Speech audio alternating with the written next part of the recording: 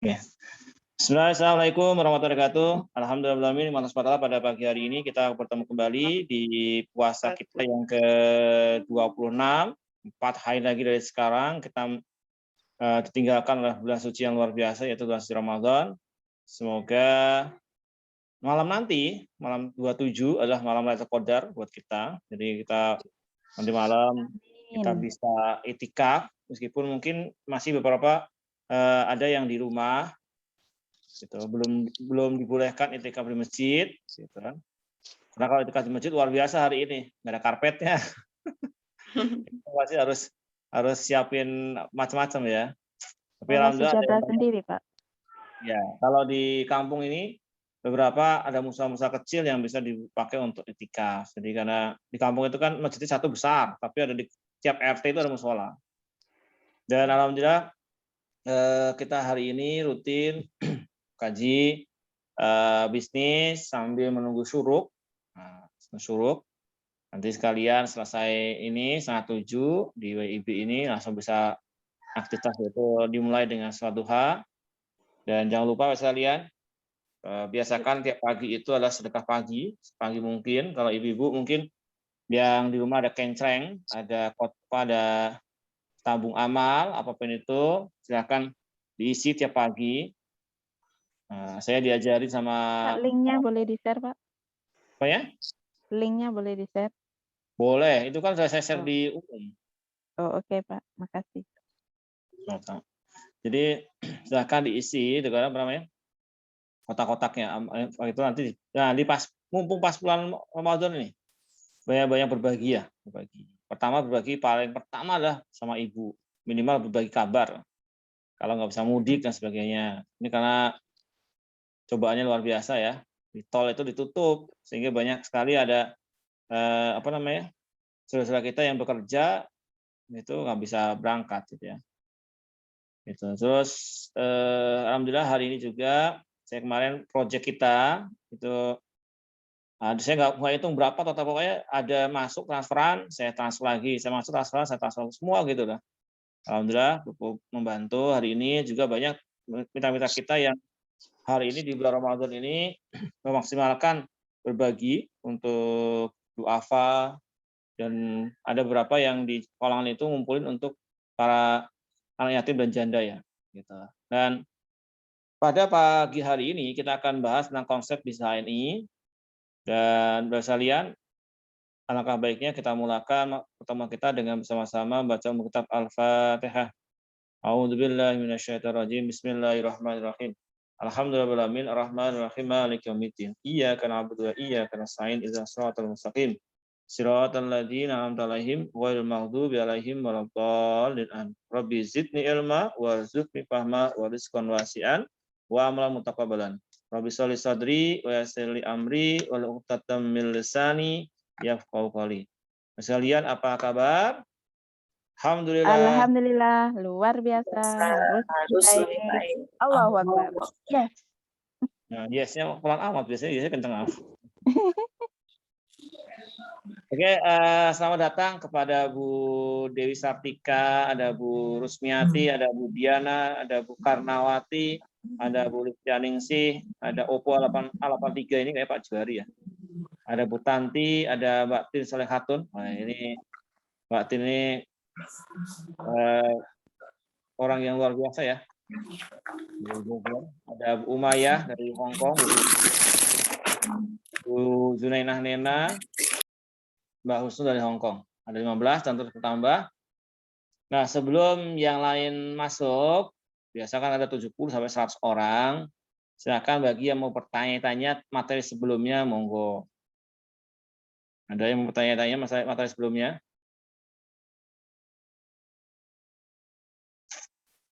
Ada?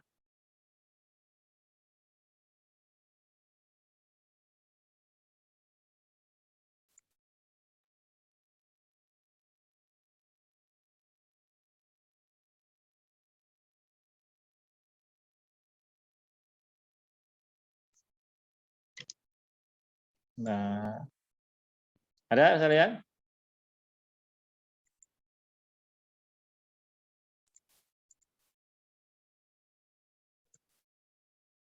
Oh, minta doanya. Jangan seperti saya, Mbak. Berat ya. Doanya lebih baik dari kita semua ya. Sekali lagi mau bertanya, ya, kalau malu bisa ditulis di chat.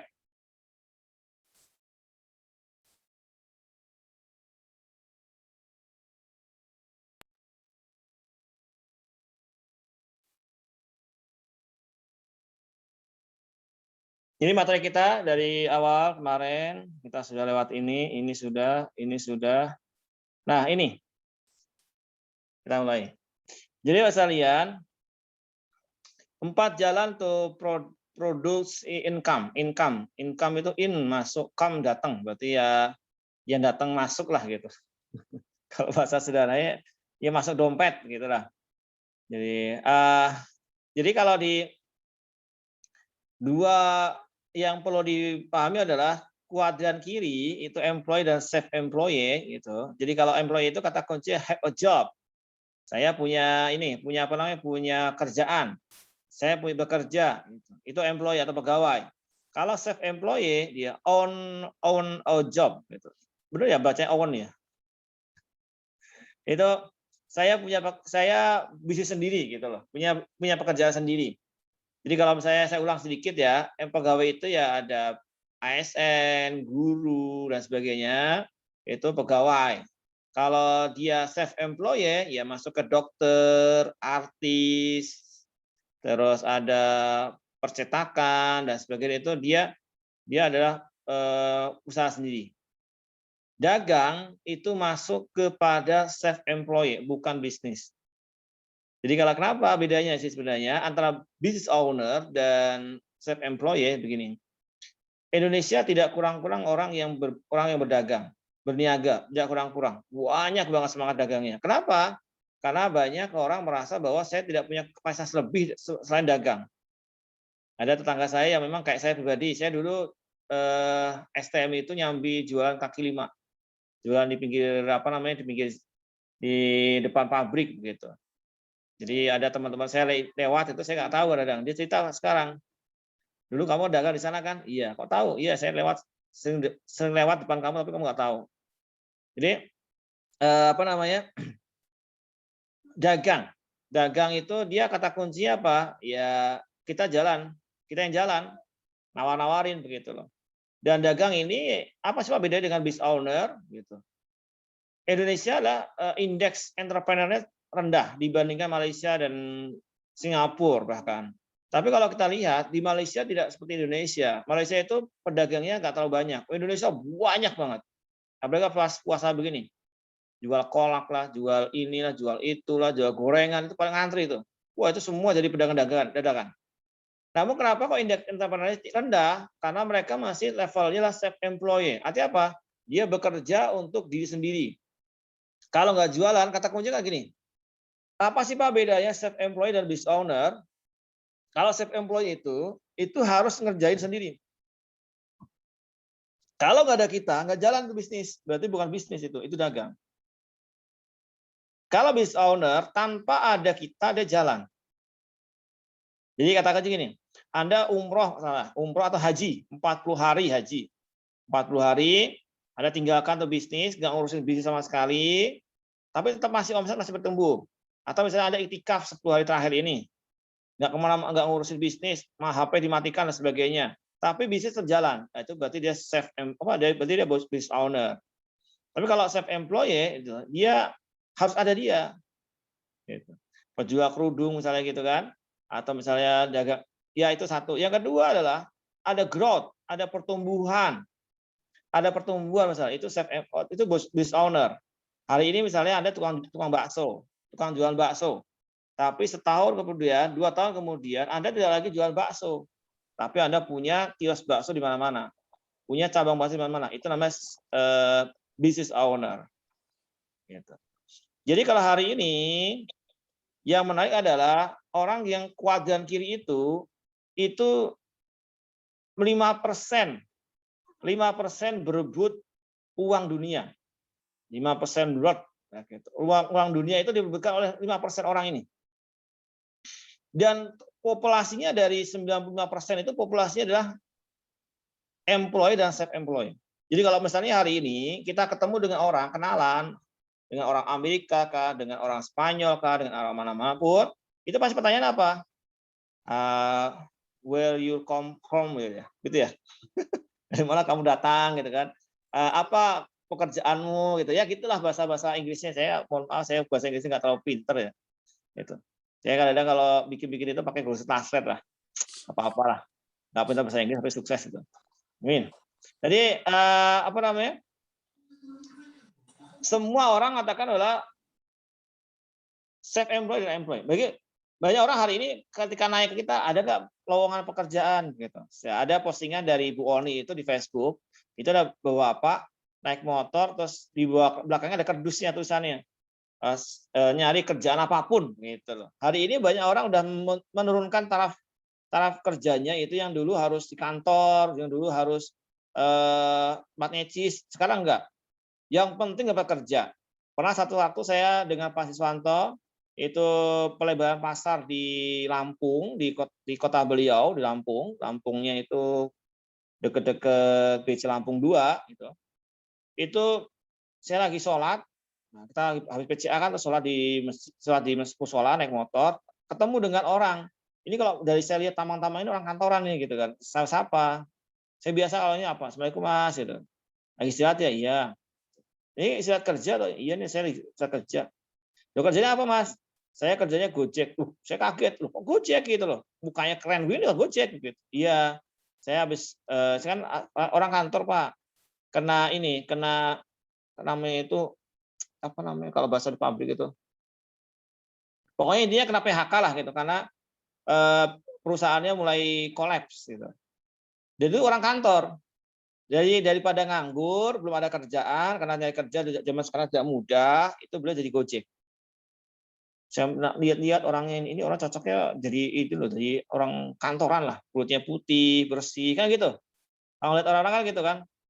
Beda dengan saya ya, saya kan biasa di rumah panas-panasan, naik motor gitu kan. Mukanya hitam, dekil, jawatan, itu ini luar biasa ya. Jadi hari ini banyak orang itu berpikir 95% orang, jadi kalau kita ada 10 orang, 9-nya itu ya 8-nya, 8 lah, jangan 8,5 ya, nggak mungkin 8,5. 10 orang itu, 8 orang itu bikinnya adalah saya kerja atau saya punya dagangan. Jadi kalau ada anak-anak kita usia-usia remaja atau kuliah itu kalau ditanya, "Dek, kalau kamu nanti apa namanya? Kalau nanti kamu itu lulus sekolah SMA, mau kemana? Kuliah, Pak. Oh, kuliah. Habis kuliah ngapain? Apa jawaban pertanyaan berikutnya? Habis kuliah ngapain, Bu? Kerja. Rata-rata kerja. Nah, pertanyaan begini. Kalau orang habis itu kerja, saya biasanya kalau prospek anak muda begini, anak-anak yang SMA gitu kan. 10 tahun lagi dari sekarang, jika takdirkan kamu itu, ini saya ngomong anak SMA ya, kamu itu jadi orang kaya raya, itu kira-kira apa yang kamu mau beli? Wah, dia tulis itu. Mobil, Pak. Mobil apa? Saya mau mobil Pajero. Oke, tulis Pajero. Sama harganya ya. Harganya berapa, Pak ya? Kamu ini mimpi punya mobil, nggak tahu harganya gitu.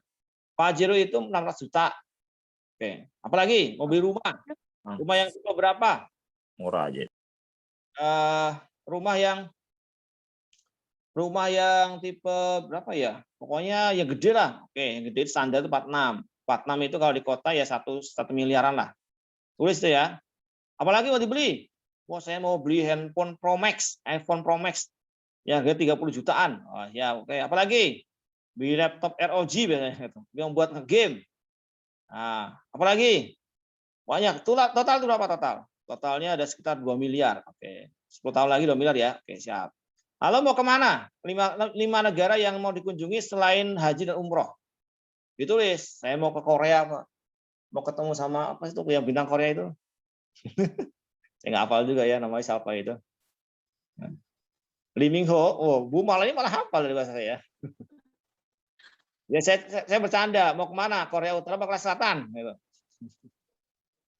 Mau ketemu Lee Min Ho, mau ketemu Kim Jong Il ya.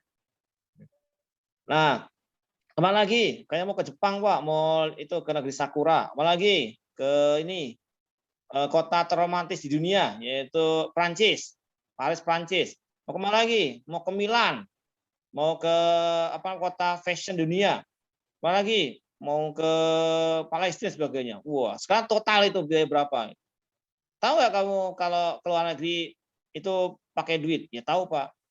Nah, setahu saya itu ke Eropa itu paling nggak minimal tiket tuh PP, hotel sebagainya, akomodasi lengkap sebagainya itu yang VIP 50 jutaan. Kalau yang backpackeran itu gini, apa itu backpackeran?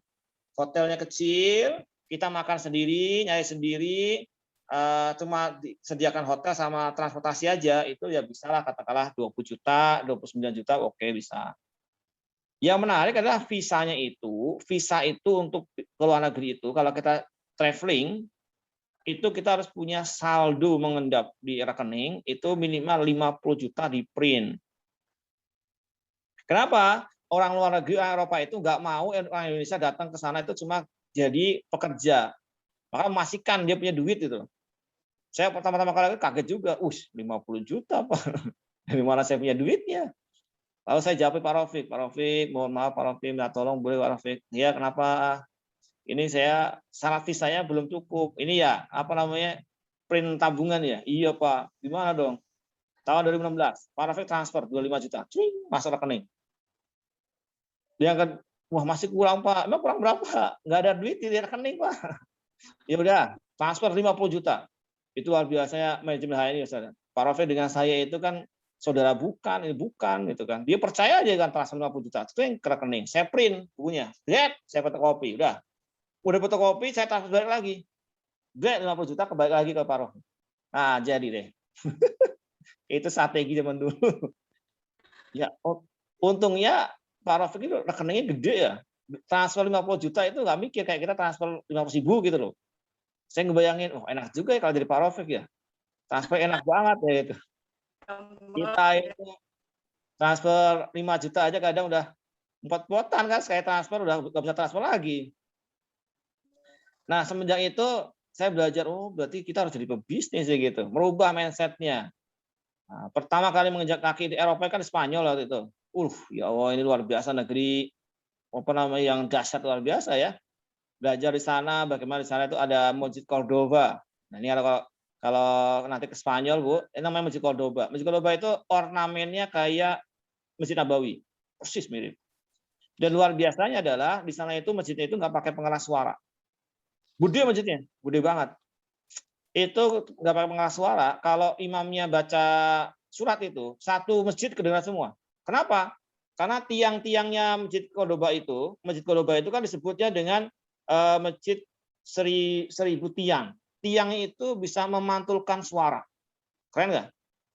Dan tiangnya bukan dari marmer biasa, bukan marmer. Dia bukan marmer, sesuatu yang unik. Itu satu. Yang kedua, di sana ada menara azan. Menara azan ini yang kemudian dulu ada Azhar Firnas kalau salah, penemu pesawat pertama kali sebelum White bersaudara 1100 tahun yang sebelum ratusan tahun sebelum pesawat yang ditemukan White bersaudara itu. Jadi Azhar Firnas itu dari menaranya Masjid Cordoba dia lompat pakai sayap buatan beliau 10 menit di atas angkasa, 10 menit di angkasa jatuh meninggal. Tapi itu jadi bapak pesawat dunia. Jadi menemukan pesawat dunia itu awalnya bukan White bersaudara, tapi Azhar Firnas kalau salah, saya lupa namanya itu. Itu ada di buku Kedokteran Islam. Jadi, sekalian yang menarik adalah di menara azan itu satu kota Cordoba ketika azan berkumandang semua dengar. Tahu kenapa Pak sekalian? Ada yang tahu nggak? Karena rumah dari orang di Cordoba itu disetting bisa memantulkan suara. Wow, keren gitu. Itu zaman dahulu orang Islam itu kalau pakai akalnya itu berpikir keren. Apalagi di Alhambra. Di Alhambra itu kan semua istana-istana di orang Islam itu kan dihancurkan di Spanyol, kecuali Alhambra. Kenapa? Saking indahnya, saking indahnya. Setiap ornamen itu dia ada maknanya, bahkan ubinnya aja ada maknanya. Ini maknanya biru, putih itu apa? Terus ini Tulisannya itu kalau di kembangnya diartikan itu la ghaliba illallah. Apa itu? Nah, nanti cari di translate ya. Apa itu la ghaliba illallah. Terus kalau ada orang datang, saya utusan dari manapun, dia akan kudanya itu dikasih minum, ada tempat minum kuda, lalu ada welcome drink-nya. Jadi welcome drink itu dulu dari Islam.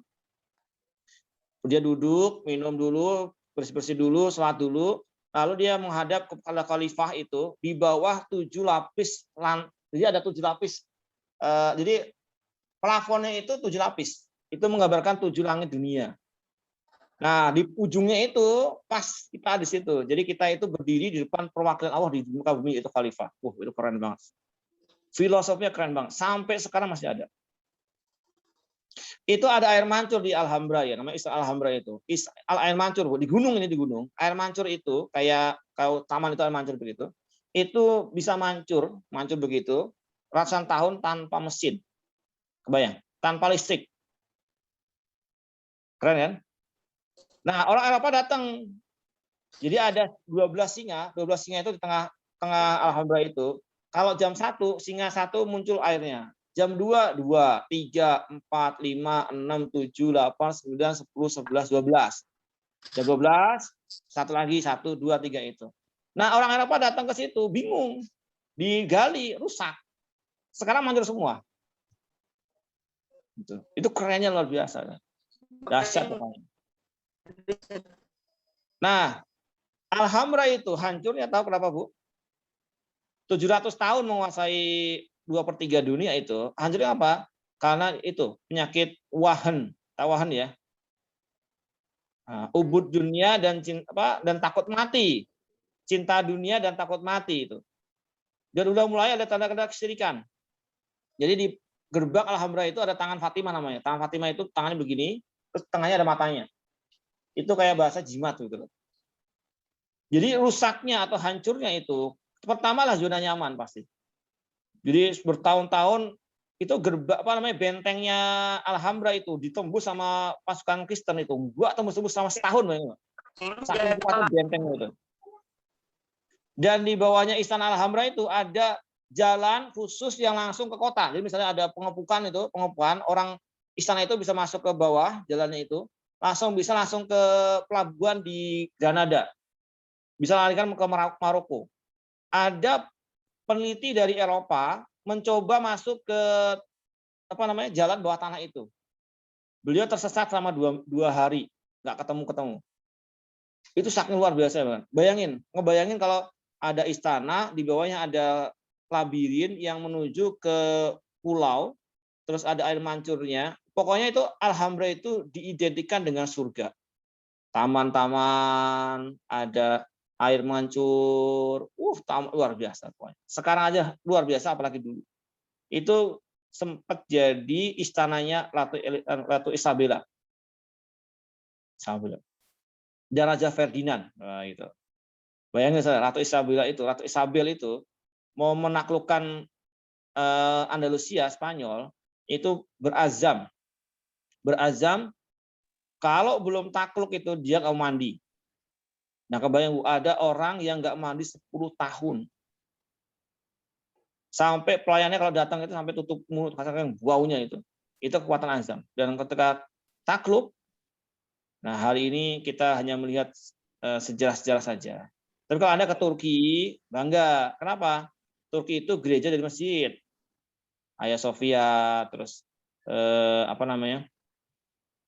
gereja-gereja itu masjid semua sekarang. Kalau di Spanyol, masjid jadi gereja. Jadi kalau kita ke katedral itu masjid itu loh. Dulu masjid. Ornamennya masjid, masih ada mihrabnya, masih ada tempat ininya, masjid. Tapi gereja. Dan di Masjid Cordoba itu sekarang di bawahnya itu ada kuburan orang Kristen. Mereka yang nyogok ke gereja untuk dikubur di situ. Sedih kita. Luar biasa pokoknya. Itu punya kita. Dan kita menunggu pasukan-pasukan Muhammad Al-Fatih kemudian hari yang akan menaklukkan Nabi Isa turun nanti. Nah, Imam Mahdi, perang, siap-siap. Ya jauh banget kajiannya kemana ya? Kita kajian bisnis, Mama. Kejauhan ya. Tapi menariknya saya kunci sedikit. Spanyol dulu bukan negara Islam awalnya, bukan negara Islam. Spanyol itu kan Maroko dengan Spanyol itu dekat, hanya kalau kita naik ferry 1 jam. Cuma terbatas selat, namanya Selat Gibraltar. Nah, Selat Gibraltar itu dari Maroko, karena dari Maroko kita ke Spanyol itu naik ferry, itu yang Selat Gibraltar itu yang lautnya misah itu loh. Kan ada di Al-Quran kan laut misah toh. Nah, sayangnya waktu pas kemarin kita lewat itu nyari lautnya nggak ketemu yang misah itu, karena dia pindah-pindah pisahnya.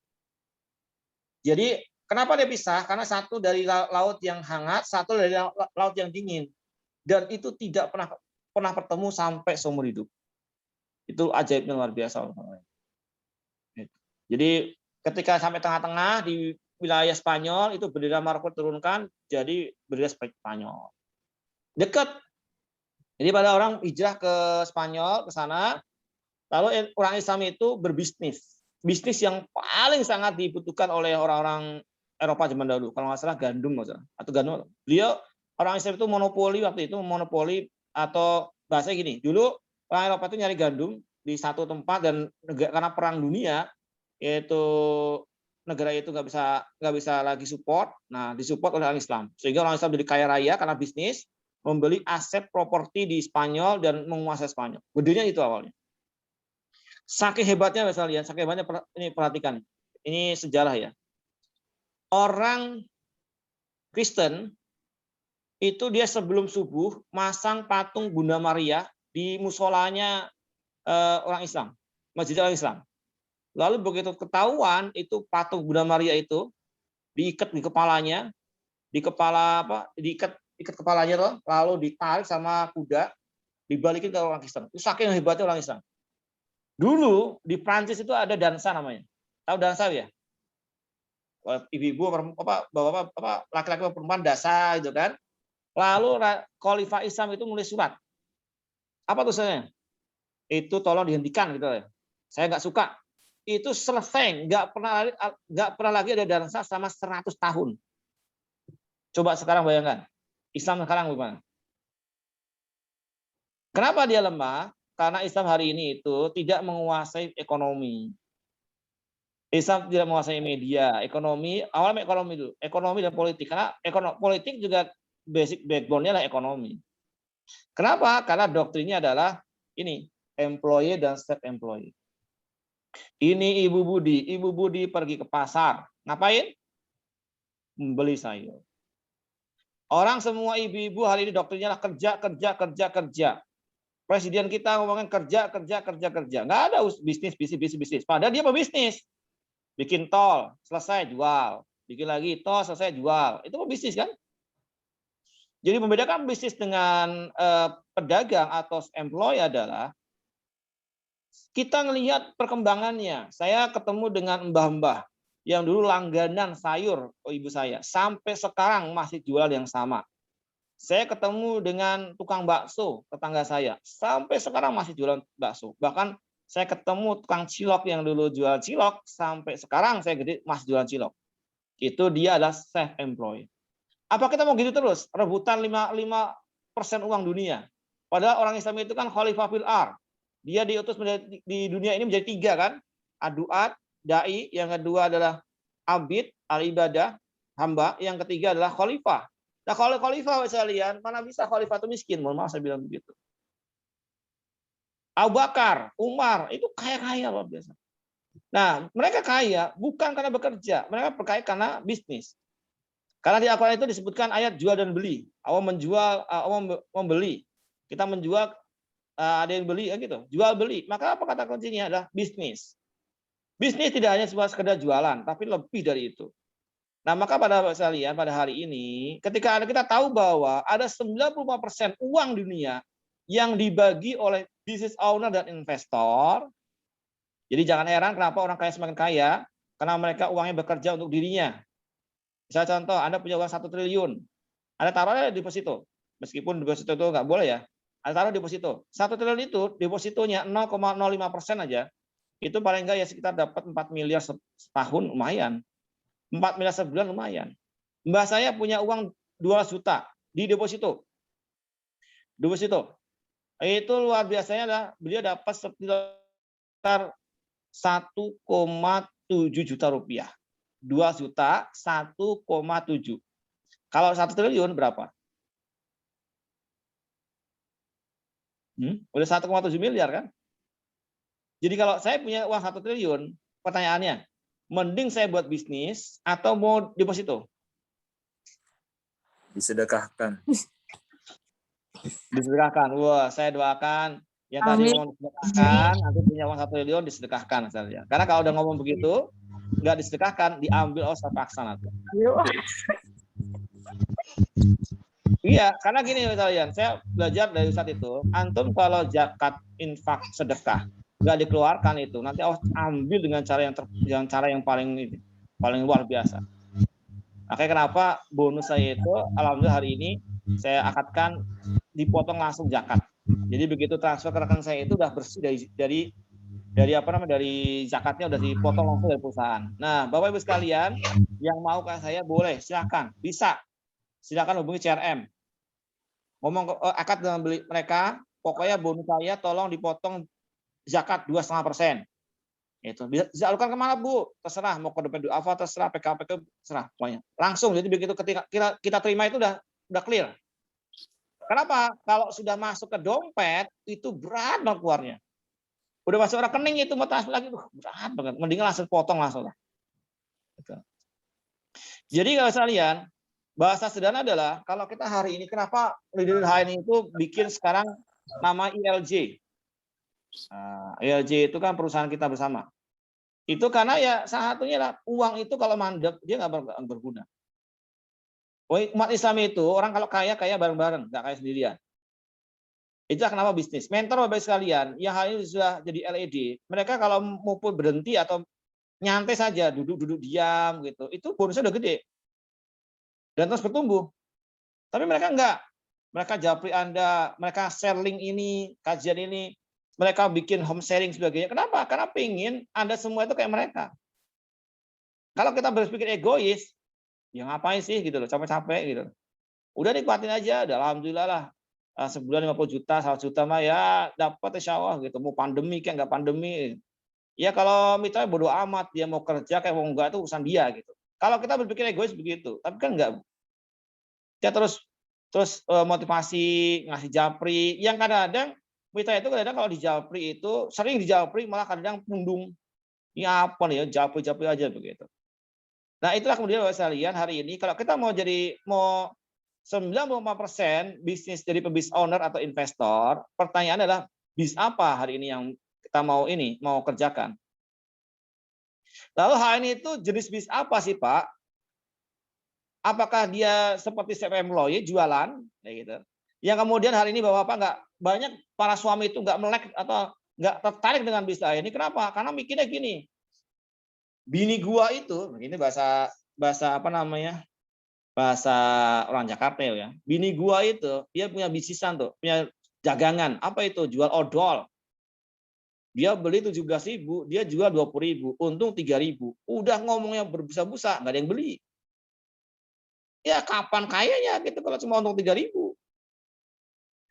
Jual minyak telon, jual Pampers, nenteng kemana-mana, nggak ada yang laku. Buktinya sampai sekarang nggak ada hasilnya gitu. Itu para bapak jadi mikirnya begitu, karena memang otak laki-laki itu logika. 99 dia punya pikiran, punya akal pikiran, 1 dia punya nafsu. Kalau perempuan 99 nafsu, 1 akal. Itu udah kodratnya. Makanya kenapa kalau ibu-ibu itu bergerak di HN itu kadang nggak mikir hasil. Yang penting seneng, enjoy aja. Ketemu teman, ngobrol-ngobrol gitu kan, HS, makan-makan, nggak mikir nanti bonusnya berapa, nggak mikir. Tapi kalau buat laki-laki itu setiap dia mengerjakan sesuatu dia harus ada hasil. Kenapa? Karena ketika dia ngerjakan sesuatu tidak ada hasil, di rumah siap ditanya, bahkan sedikit diomelin begitu. Dari mana Bi? Dari HS aja nggak ada hasilnya, ngapain HS gitu. Itu terjadi Bu. Saya dulu pulang kerja HS gitu, waktu zaman era sebelum HNI ya, gitu. Pulang kerja udah capek-capek itu kan, nggak langsung pulang, malah HS dulu, meeting leader gitu. Dimarahin sama istri, apain itu? Waktu saya habis, nggak ada hasilnya. Gitu. Kan orang begitu, makanya kenapa hari ini mohon maaf, golongan saya, Pak Sriana, Pak Andi Roy, Bang Arul, terus Pak Bandi, dan semua bapak-bapak yang ikut hari ini itu minoritas. Kalau ada acara hari ini yang ada ibu-ibu semua bawa anak lagi gitu. Itu yang luar biasa. Ya karena cara pandangnya beda misalnya. Makanya kalau ini tidak dijelaskan dengan baik dan benar, banyak laki-laki itu menganggap ini bisnis yang tidak prospektif, bisnis yang tidak menjanjikan dan tidak mendingan gua kerja lah, ngapain capek-capek. Apalagi laki-laki itu punya ego. Kalau ngajak orang ditolak sekali dua kali, ya udahlah, gua nggak cocok di sini. Mendingan gua depan laptop ngerjain selesai. Gitu loh. Itu yang kemudian saya lihat, kenapa sih para bapak itu nggak semangat banget itu di hari ini? Ya karena mereka egonya tinggi. Coba deh. Laki-laki ketemu laki-laki itu saingan. Di otak dia saingan. Pokoknya gue nggak mau kalah dengan dia, itu. Makanya kenapa laki-laki itu seneng games, seneng main bola, main volley, catur, karena nggak mau kalah. Beda dengan perempuan. Kalau perempuan ketemu perempuan itu, kodratnya dia nyari informasi. Makanya gosip itu paling seneng ibu-ibu itu. Wah, itu kalau kumpul di pos ronda itu pasti datang, Bu, tahu nggak Bu? Itu telah kita Bu beli mobil kita kredit Bu. Wah, gitu. Panjang kali lebar dibahas itu ya. Nah itu bedanya Mas Aldi, bedanya. Maka wajar ketika saya ngerekrut orang hari ini, itu mereka belum begitu luar biasa ya karena mereka saingan. Ah, dia mah udah gede, ya dia wajar kalau dia sukses begitu. Kalau enggak, gue lihat dulu lah. Ente kalau nanti sukses, ada ikut. Gitu. Ada begitu. Begitu kita sukses, ya ente kan udah hebat. Ya saya semacam bilang aja, Pak. Ingat usia. Mana ada hari laki-laki yang jaga kesehatan full-fullan? Ada. Coba ibu-ibu, suaminya olahraga nggak tiap hari? Seminggu sekali lah minimal. Kalau pulang ngapain? Pulang kerja ngapain, Bu? Langsung tidur? Jaga kesehatan nggak, Bu? Nah, kalau mereka itu aset Ibu, ATM-nya, ATM bergerak, gitu. Kan saya pengen cuma kita sadar bahwa laki-laki itu kan tulang punggung, perempuan itu dia penjaga sarang. Nggak bisa Bu, Pak, orang yang diciptakan dari tulang rusuk laki-laki yang bengkok, jadi tulang punggung berat, patah dia. Makanya tulang punggung harus kuat. Laki-laki itu dilihat dari hebatnya itu bukan karena luar biasanya, bukan. Dari apa yang dikasih pada istrinya gitu. Lihat dari kebahagiaan istrinya itu. Jangan kebahagiaan istri orang, mohon maaf ya. Istri sendiri gitu. Saya di bidang sama Ustadz tuh. Antum kalau melihat perempuan cakep senang nggak? Senang saat. Itu kalau ada lihat akhwat Turki, keren-keren, cakep-cakep. Nah, itu di rumah itu didandanin biar cakep. Itu kan yang halal. Oh gitu ya? Iya, kasih itu modal, kasih beliin gamis, dikasih apa macam-macam biar perawatan tubuh begitu. Jadi uangnya tambahin, tapi gaji cukup pas-pasan. Ya gimana caranya usaha gitu loh. Kenapa? Kalau saya lihat istri saya sendiri, ya mau saya lihat 1 jam, 2 jam, 3 jam, pahala Bu. Pegangan tangan aja sama istri itu, berguguran dosa dari sela-sela jari. Itu baru pegangan tangan doang itu, belum ngapa-ngapain. Jadi dandanin gitu. Jadi kalau saya beli gamis buat ibu, buat emang kemarin kan saya cerita ya sama ibu. Ya ini bukan dia sedikit berbagi lah sama ibu. Bu, kalau sama aku lihat beli gamis, jangan lihat harganya. Kenapa? Kalau lihat harganya nggak jadi beli gitu. Udah ambil aja, ibu mau suka mana ambil, beli gitu. Misal ada rezekinya, ya. Udah ambil aja. Istri juga sama. Ya, beliin gamis lah. Kamu tuh ngomong wah bisa beliin bisa. Karena kalau istri suruh beli sendiri, itu pasti mau diambil, taruh lagi, ambil, nggak jadi beli, kelamaan. Melihat harganya, balik lagi, nggak usah dah, buat bayar sekolah aja, begitu. Itu yang kemudian hari ini Bapak sekalian, maka bis apa sih yang HNI itu konsep bisa ini harus Anda pahami. Bahwa sejatinya adalah HNI itu bukan MLM kalau saya bilang. Meskipun kita dapat predikat MLM dari APRI. Tapi Dewan Syariah HNI, Dr. Mawardi, karena beliau itu kan gini, Dr. Mawardi itu kan S3-nya mengkaji tentang MLM. Dr. Mawardi itu S3-nya mengkaji tentang MLM.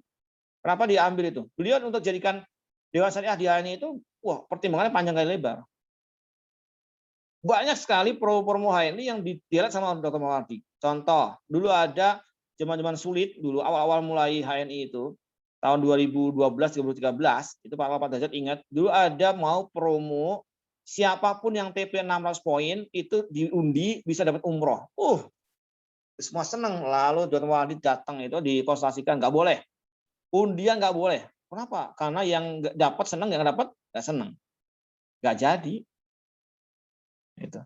Itu semua promo, semua konsultasi dengan Dr. Mawardi. Dan Dr. Mawardi itu wah biasa banget. Nah itu yang kemudian perlu dipahami bahwa kenapa sih ada orang yang hari ini berjuang habis-habisan. Mbak Arul, misalnya kan, Mbak Yusrul nih. Bikin ruko, beli ruko, modal miliaran untuk bisa HNI. Itu kalau nggak bisnis yang besar, nggak mungkin. Pak Derajat, beli rumah khusus untuk tim. Itu kalau nggak mikir itu bisnis besar, nggak mungkin, Bu. Ngapain ngeluarin duit besar? Jangan lihat saya misalnya gitu, bisnis di rumah gitu kan. Iya kelihatan nggak modal banget itu ya. Ada Pak, kenapa sih Pak nggak di ruko? Di sini Mas, kalau saya di ruko, nanti tahunya orang-orang kalau mau bisnis itu harus punya ruko. Ntar dulu dah gitu. Biar kita itu tahu kalau kita itu bisnis sederhana aja bisa gitu. Tapi kalau udah di Pekanbaru yang kota, apalagi bisnisnya di sana udah 11 kalau nggak salah ya. Wajar. Di sini Semarang baru 3. 3 aja belum ada 1 miliar omsetnya masing-masing. Masih merintis hari ini gitu. Jadi hari ini Bapak sekalian, pahami dulu bisnis HNI, jangan sampai hari ini kita salah. Dan saya bilang sama ibu-ibu harus segera sukses ya Bu. Supaya apa? Membeli jam kerjanya bapak-bapaknya, suaminya. Bu Pepi sama Pak Sony. Itu Pak Sony kurang-kurang apa coba? Chef di hotel bintang 5, dia bilang, chef itu Pak gajinya antara 10 sampai 20 juta sebulan. Dapat uang makan 3,5 juta sebulan. Dapat uang untuk makan-makan di luar 4 juta sebulan. Gede nggak Bu? Yang ngelihat Bu Pepi, HNI gitu, ya mana melirik. Dikasih brosur, taruh, kasih brosur, taruh, kasih brosur. Oh gitu aja tiap hari.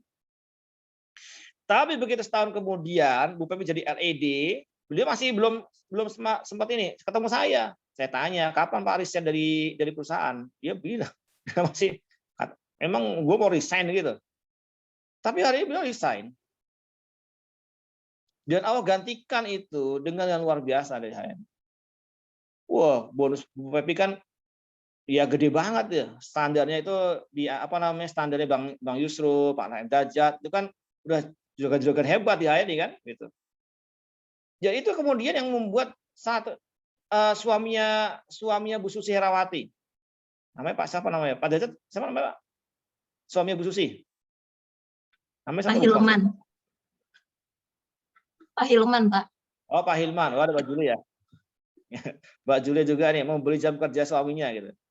Pak Hilman itu. Pak Hilman itu gaji, dia cerita di YouTube. Ini saya ngomong begini kalau di-share ya. Di YouTube itu gaji beliau itu sekitar 150 juta, Bu. Kebayang, punya suami gaji 150 juta. Gede, Bu. Gede banget kan? Tapi beliau kerja di mana? Di Arab, istrinya di Indonesia. Resign, Bu. Kenapa resign? Saya cuma perhatikan satu. Ya iya, itu Bu Susirawati, ibu-ibu rumah tangga itu bisa membantu Pak Asep Murad Jatnika, seorang tukang cukur. Jadi LED, kopel lagi, Bu. Bayangin itu, Pak. Tukang cukur, suami istri LED. Dapat mobil dari HNI. The best racing star. Terus Pak Asep Murad Jatnika ini membantu mitanya tukang pulsa jadi LED. Oh, keren. Bukan tukang pegawai, bukan tukang S1. Bahasa kalau saya kayak jadi Pak Hilman, Pak Asep Murad Jatnika aja pendidikan nggak tinggi, cuma tukang cukur jadi LED. Lah gua gitu bahasanya gitu. Dan dia menemukan kebahagiaan di situ. Seperti kayak Mbak Julie misalnya gitu. Izin cerita Mbak Julie ya. Jadi suaminya itu awalnya masih kerja. Lalu bismillah lah saya resign begitu. Begitu Mbak Julie jadi LED. Begitu resign misalnya, itu gaji suami itu diganti satu minggu oleh HNI. Jadi suami itu kerja di perusahaan udah 15 tahun. Begitu jadi BC tahun 2018, akhir 2018, itu baru seminggu jadi BC. Bonus BC-nya 6 juta rupiah. Dia bilang, ya Allah Pak, saya 15 tahun kerja di Astra, gaji 5,9. Baru seminggu jadi BC, gaji 6 juta. Kan keren, sekarang tambah gemuk, badan besar banget. Ya Allah, dulu kurus gitu, sekarang udah gemuk gitu. Ya Allah, sama saya udah kayak jalan itu udah kayak angka 10 lah, 00 semua. Jadi itu misal ya, kalau ibu-ibu sukses nanti, bapaknya yang awalnya ngeremehin, nggak ngelihat, tuh jadi ikut gitu loh. Makanya harus paham dulu Bu, ini bisnis apa sih sebenarnya? HNI itu juga bukan direct selling kayak misalnya saya sebutin aja biar biar kegambar. Kayak misalnya Tupperware, Milagros, dan sebagainya. Bukan. HNI itu dia network marketing. Apa sih kata kuncinya? Kalau direct selling itu, misalnya kita pengen omset 1000 omset 1000 lah begitu. Maka kata kunci direct selling adalah bagaimana caranya menjual 1000 barang sendirian. Itu direct selling. Jadi dia jualan aja tiap hari. Saya ada teman-teman saya itu tetangga-tetangga sini yang dia ikut direct selling. Itu tiap hari Bu, nggak ada kata kalau nggak jualan. Mana-mana nenteng produk aja. Luar biasa. Saya punya mitra. Itu beliau direct selling itu.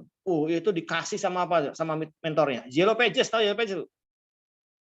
Buku petapan gede itu taruh, geblok gitu. Ini Bu, kecamatan di Sentul, Sentul Raya. Ini setiap saya datanya nih Bu. Ini nomor telepon RT-nya, nomor telepon RW-nya, nomor telepon kelurahannya, kepala desanya. Ibu hubungin gitu. Saya geleng-geleng, ya Allah Bu, saya di HNI seumur-umur nggak pernah kayak gitu Bu, nggak pernah ditarget, nggak pernah diarahkan untuk kayak gitu. Itu alhamdulillah Ibu kalau di HNI kayak gitu, dahsyat banget. Itu aja tuh kerjanya udah empot-empotan itu. Hasilnya belum besar. Kita di HNI kadang masih bercanda, nggak serius. Udah gede gajinya, apalagi serius.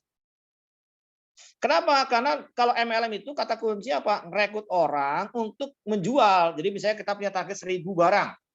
Kita rekrut 10 orang untuk masing-masing jual 100 biji. Maka kumpul jadi 1000 barang. Gitu loh. Itu MLM. Makanya wajar kalau orang diajak MLM itu pasti, aduh saya nggak bisa jualan Pak. Saya nggak jago jualan, saya nggak bisa ngomong. Tapi kalau network marketing, kata kunci network marketing adalah kita mengajak 1000 orang untuk memakai satu produk HNI setiap hari, setiap bulannya.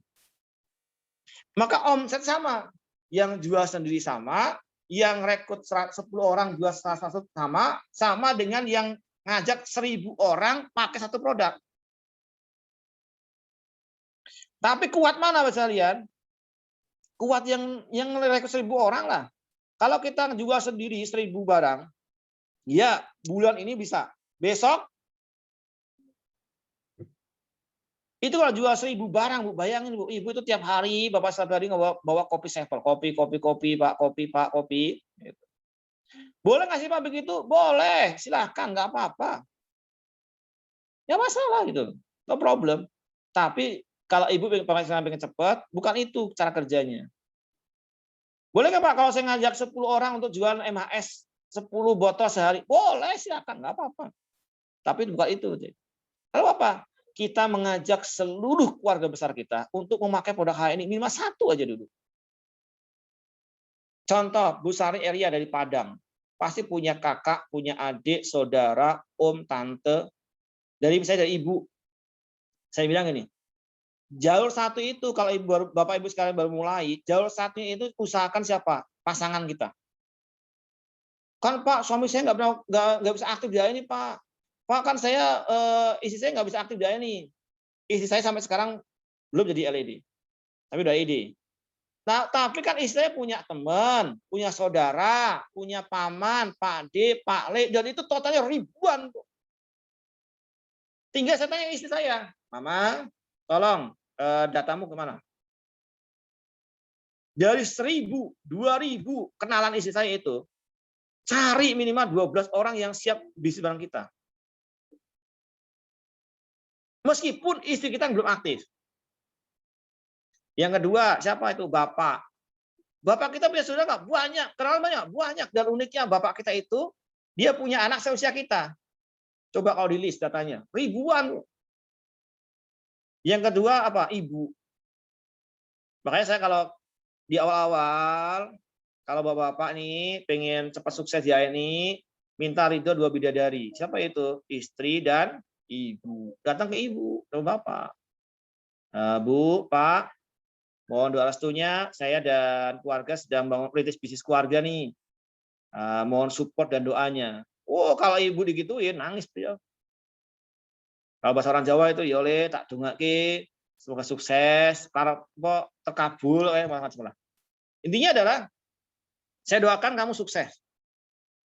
Bahkan kalau sampai ibu bapak sekalian berani menjanjikan, kalau nanti saya jadi LED Bu atau jadi platinum, ibu saya hajikan barang ibu bapak.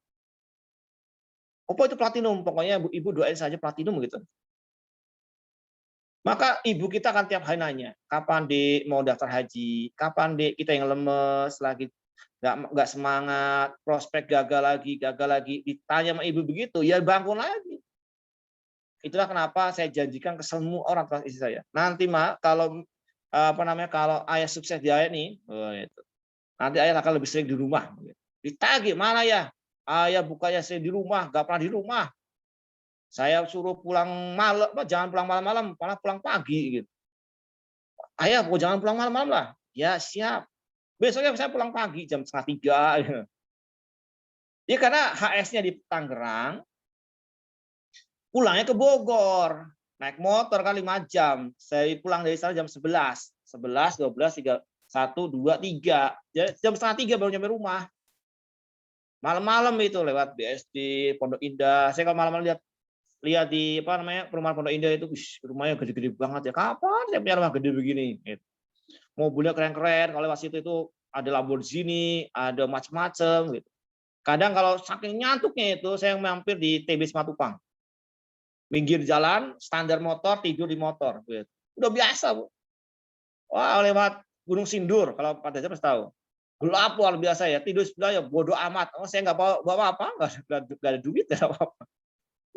Itu kisah awal-awal misalnya. Kisah awal-awal gitu. Jadi kalau sekarang ini keliling Indonesia, bawa mobil, alhamdulillah banget, tidur di mobil itu udah berkah banget. Dulu tidur di motor.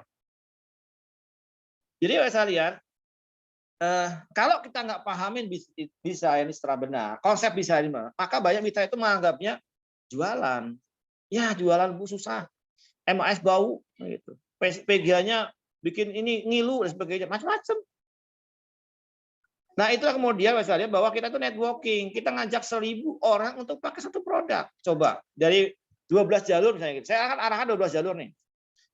Istri atau suami, ibu, bapak udah 3 jalur. Mertua 2, udah berapa? Udah 5. Anak-anak berapa? Anak saya 4. 1, 2, 3, 4.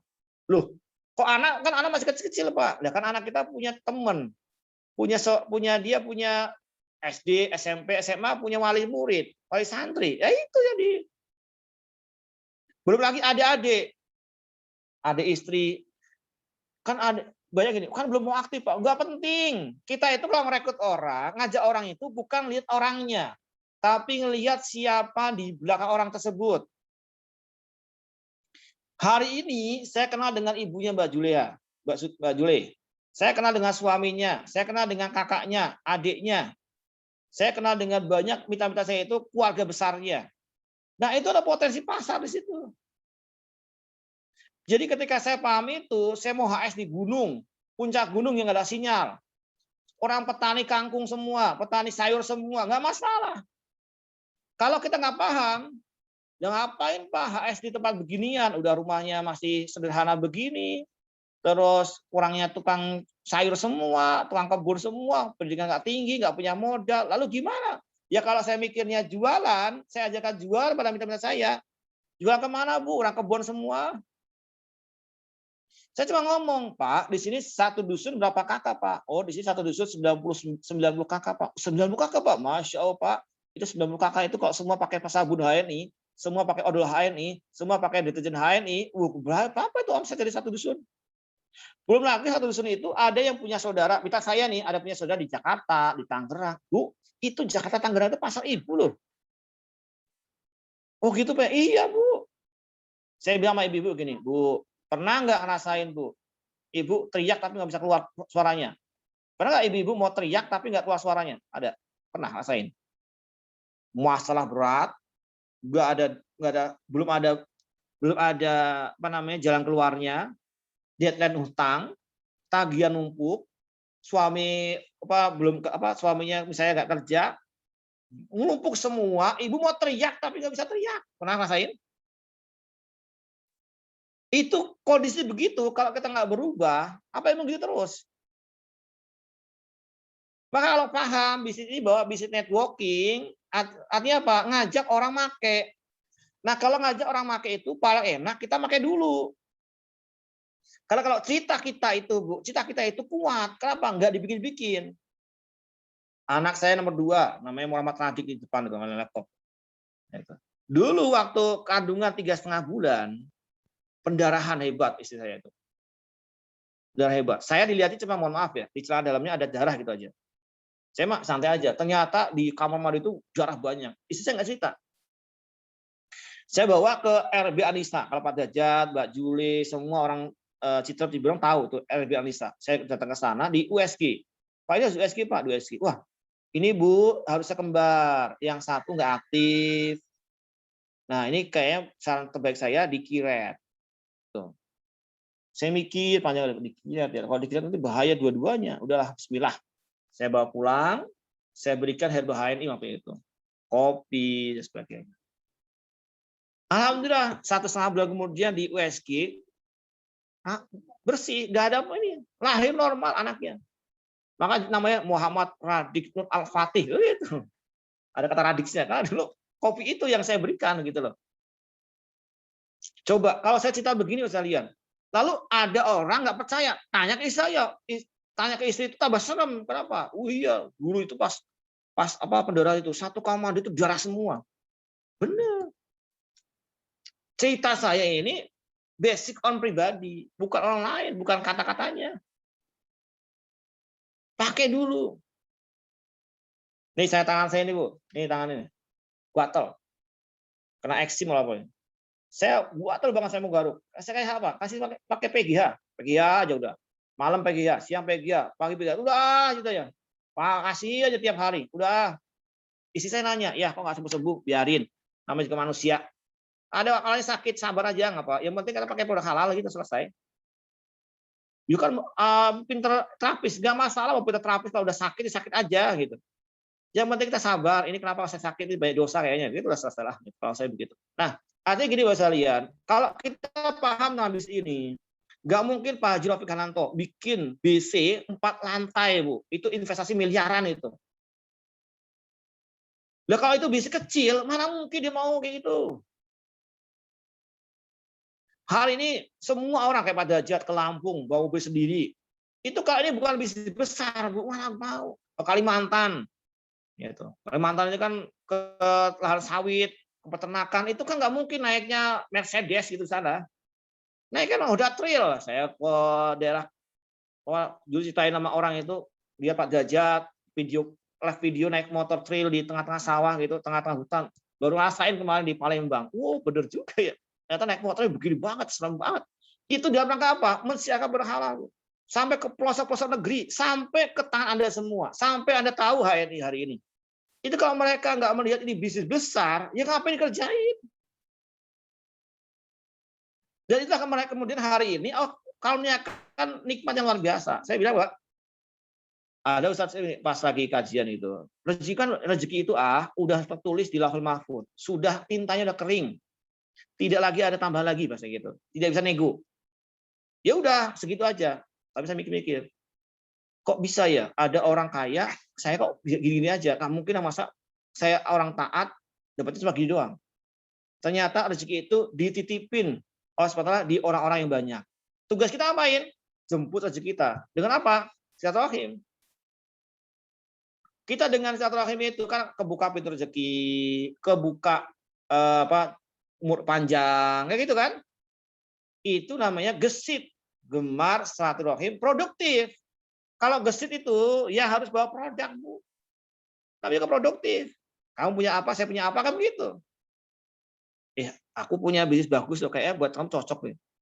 Dengerin ya, nanti kalau misalnya cocok, kita bisa join bareng, kalau enggak apa-apa, yang penting informasi. Tapi informasinya jangan sampai kamu doang. Kalau kamu nggak mau ikut, nggak masalah. Yang penting tolong, kalau ada orang yang butuh bis ini, mau saya. Gitu. Itu saking besarnya bis ini, Bu. Ya, mohon maaf misalnya hari ini kalau bahasa Pak Bagus itu, kalau Anda tahu apa yang saya rasakan di HRI dan Anda tahu apa yang saya tahu di HRI, mungkin bisa jadi Anda semua bisa lebih kerja, lebih gila dari saya. Lebih gila dari Pak Derajat, lebih gila dari Mbak Jule, lebih gila dari Mbak Arul. Yang beliau ganti tunggangan besinya gara-gara tidak kuat lewat jalan-jalan berbatu. Dia harus mobilnya yang bannya gede-gede. Kenapa? Jalannya luar biasa katanya gitu. Ini kalau pakai Toyota Rush nggak bisa bang, harus pakai yang gede gitu. Oh ya, barakallah. Ikut seneng lihat saudara kita beli mobil besar gitu. Doain ya, Anda juga bisa. Gitu. Ya siap gitu, luar biasa. Itu kan bahagia Bu kalau kita lihat teman-teman kita dulu gitu kan. Ya kalau saya ngelihat, kalau misalnya saya bilang sama staf saya di BC, kamu kalau kerja di sini jangan mikir seumur hidup jadi pekerja. Jangan mikir. Coba contoh itu kayak sahabat saya itu Bang Arul dari Pekanbaru. Dulunya dari staf BC, sekarang jadi punya BC. Masya Allah, Masya Allah. Itu luar biasa. Kan ceritanya beliau itu jadi amal kebaikan. Setiap orang termotivasi, setiap orang ngikutin karena cerita beliau, maka otomatis beliau dapat pahalanya. Itulah kenapa kita perlu berkisah, Bu. Biarkan saya itu tukang sapu, biarkan saya tukang beca, biarkan saya ibu rumah tangga biasa. Tapi nanti ketika saya sukses, kisah saya akan disebarkan ke seluruh orang. Dulu saya terinspirasi dengan kisah Bu Ratu Ira Ramawati. Bu Ratu Ira kan dulu guru PAUD. Guru PAUD yang nyicil motor Mio nggak kuat sampai motor ditarik cuma 300.000 rupiah. Di bulan awal bergabung, beliau jadi ED. Karena membawa sekitar 24 orang ke acara BOS namanya dulu namanya PBC. Begitu mereka jadi manajer semua, langsung jadi ED. Saya tanya itu gimana caranya Bu? Saya dulu tiap habis subuh datang ke loper koran, bawa brosur pelatihan, bawa brosur acara, bawa brosur produk, saya cetekin di setiap koran yang ada. Seizin sama orang yang punya koran itu. Buat itu tiap hari masukin lembaran ke koran tiap hari. Pernah suatu saat Bu Ratu Ira itu naik motor katanya. Bensinnya habis tengah jalan. Tanya anaknya, Ibu kenapa nih motor nggak jalan? Oh mogok nak. Padahal itu udah bensinnya habis. Pernah beliau itu naik mobil sendiri dari kantor pusat. Itu nggak tahu beloknya jadi masuk di lingkar luar itu bablas sampai BSB. Bensin habis, itu motor tinggal, nggak punya duit. Itu Pak Jenial dulu, almarhum. Pak Jenial itu luar biasa sekalian. Ke Surabaya itu pinjem mobilnya Pak Erwin, nyewa. Itu bensinnya dikasih MHS. Saya cerita begitu langsung minta saya buka motor, buka bensin, mau dituang MHS gitu. Selesaiin dulu ceritanya Bu gitu. Jadi beliau itu begitu bensin habis, merapat ke pom bensin, turun bawa MHS, jualan MHS. Untungnya buat beli bensin. Ajen. Makanya saya bilang, ini kalau nggak bisnis besar Bu, Pak saya lihat, nggak ada orang-orang yang akan hari ini itu nggak mungkin orang itu jatuh bangun. Pak Madi itu ke Lampung naik motor Bu. Pas naik kapal itu, kapalnya oleng, beliau jatuh. Berdarah. Ngisi HS dalam kondisi berdarah, diem aja. Sampai selesai baru tahu kalau itu Pak Madi luka. Seperti itu. Naik motor sama Pak Jen berdua naik Supra ke Bima NTB dari Bogor 5 hari. Kalau mereka hari ini hebat-hebat Bu, punya Pajero, punya ruko besar, miliar harganya. Iya jangan dilihat sekarang. Lihat dulunya. Kalau ini bukan bisnis besar, ini bukan bisnis menjanjikan, apa mereka mau kayak gitu? Oh, jatuh bangunnya luar biasa. Dan hari ini terbukti Bu Ratu Ira jadi sangat terbaik di dunia HNI. Beliau itu orang yang pengen membuktikan saya terbaik. Jadi Emrawati pertama, jadi Platinum Wati pertama. Itu luar biasa. Jangan hari ini kalau tanya Bu Ira gimana saya jadi Platinum? Kayaknya semua jadi murah Pak. Ya iyalah Bu, Platinum gitu. Semua jadi murah gitu. Tapi dulunya beliau adalah guru PAUD. Jadi aslinya adalah semua orang di lain itu. Seperti katanya Pak Amin Sugiharto, mentor Pak Derajat, bahwa merubah orang yang pakai sendal jepit jadi sepatu pantofel. Berapanya hari ini LED baru, ketika masuk ke hotel, pas inaugurasi itu, canggung bingung. Dikasih kuncinya kunci kartu. Jadi beberapa itu kalau habis mandi itu matanya merah-merah itu. Saya pasti salah muternya itu. Ya air dingin diputar air panas. Kadang banyak juga yang sendalnya taruh di depan. Saya lihat aja ini, ada sendal di depan ini siapa? Masuk kamar, sendal taruh di depan pintu. Ada juga ada Pak Wasito kalau salah cerita itu. Beliau satu kamar sama leader daerah. Itu tidur di hotel itu tidur di karpet, bukan tidur di kasur. Kenapa Pak nggak mau tidur di kasur? Saya nggak biasa tidur di kasur empuk, saya biasa tidur di karpet gitu. Itu LED Bu, bayangin itu Pak. Kebayang ya?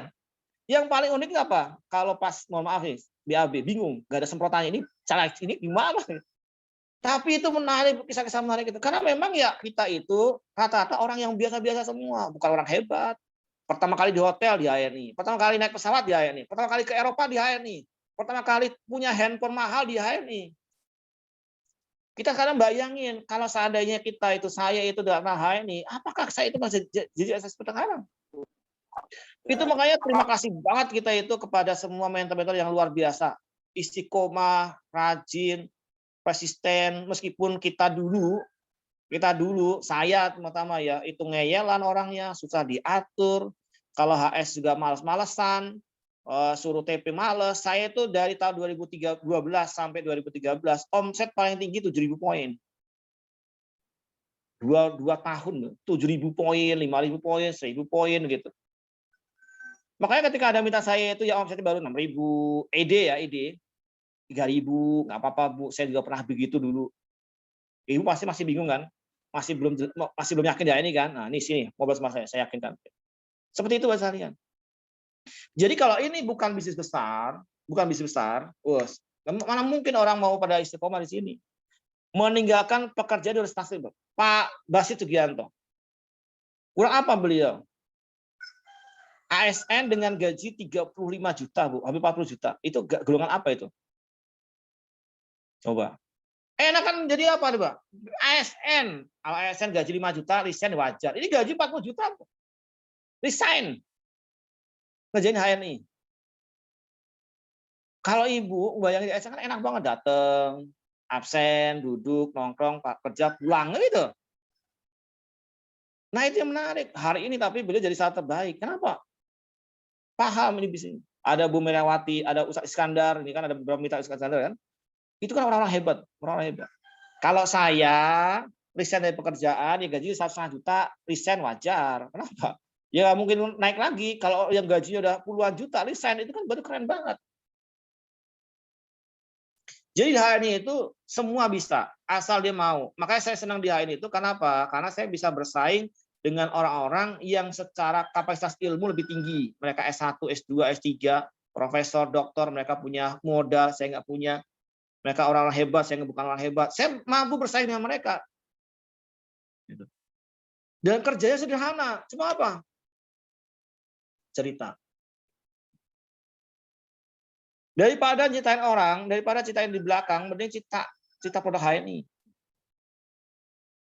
Makanya saya lihat, saya nggak bercerita sampai sekarang. Cerita aja. Dan saya hobinya ngomong. Kalau saya nggak ngomong begini, capek, lelah. Pertama kali lockdown setahun yang lalu, nggak ngapa-ngapain itu ya Allah badan saya remuk redam, nggak ada semangat teriak-teriak gitu loh. Jadi kalau saya teriak-teriak begini, ngomong begini Bu, enak, lega gitu, rasa itu plong, masalahnya hilang gitu loh. Ibu cobain deh, kalau Ibu lagi masalah, Ibu isi HS, jangan ke mentor. Kalau Ibu lagi masalah jangan ke mentor Bu, kalau Ibu ke mentor curhat nanti. Ibu ke PHS, semangat, ayo Bu semangat, HNI sukses, hilang itu masalahnya. Gitu. Cobain kalau percaya.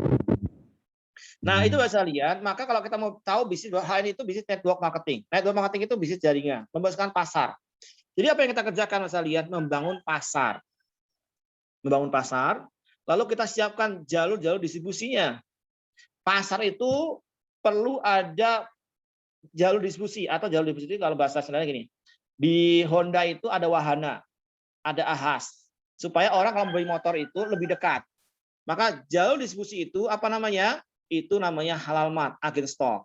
Jadi kalau Bapak Ibu sekalian mau bikin pasar, setiap titik pasar Ibu Bapak sekalian, ajak mereka 1 atau 2 orang jadi agen stok di situ untuk supaya apa? Orang-orang pasar kita yang udah bangun itu mendapatkan produk lebih mudah. Gitu, lebih mudah. Pak, tapi mitra saya nggak ada yang mau, Pak. Ya kan ada saudara-saudara Bapak Ibu sekalian yang mau. Atau misalnya ada orang kaya yang punya duit turah-turah gitu.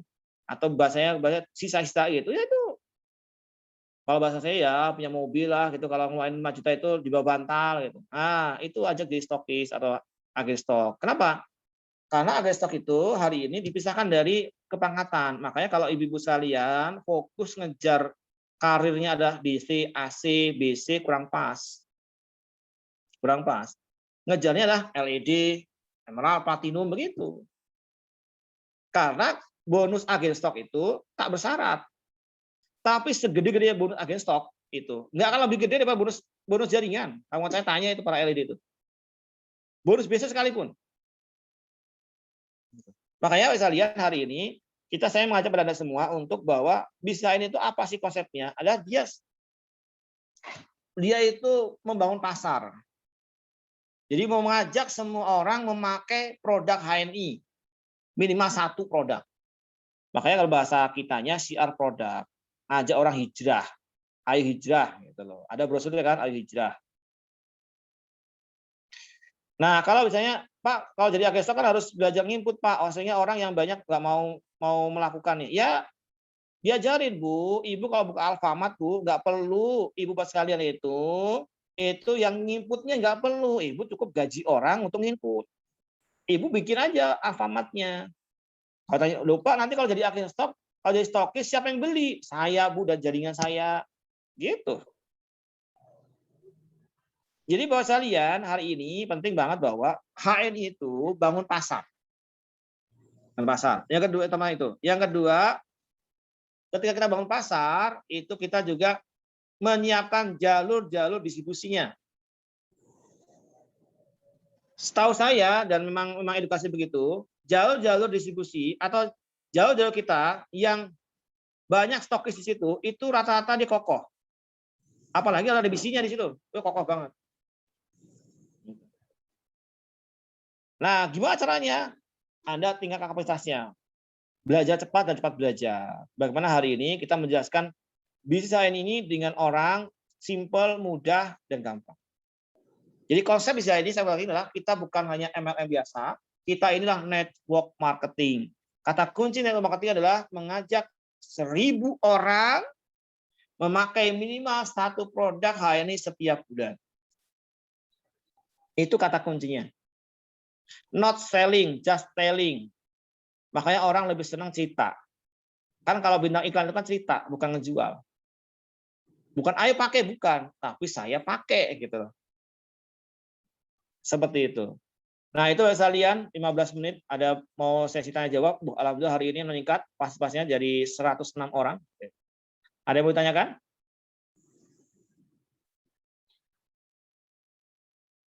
Silakan.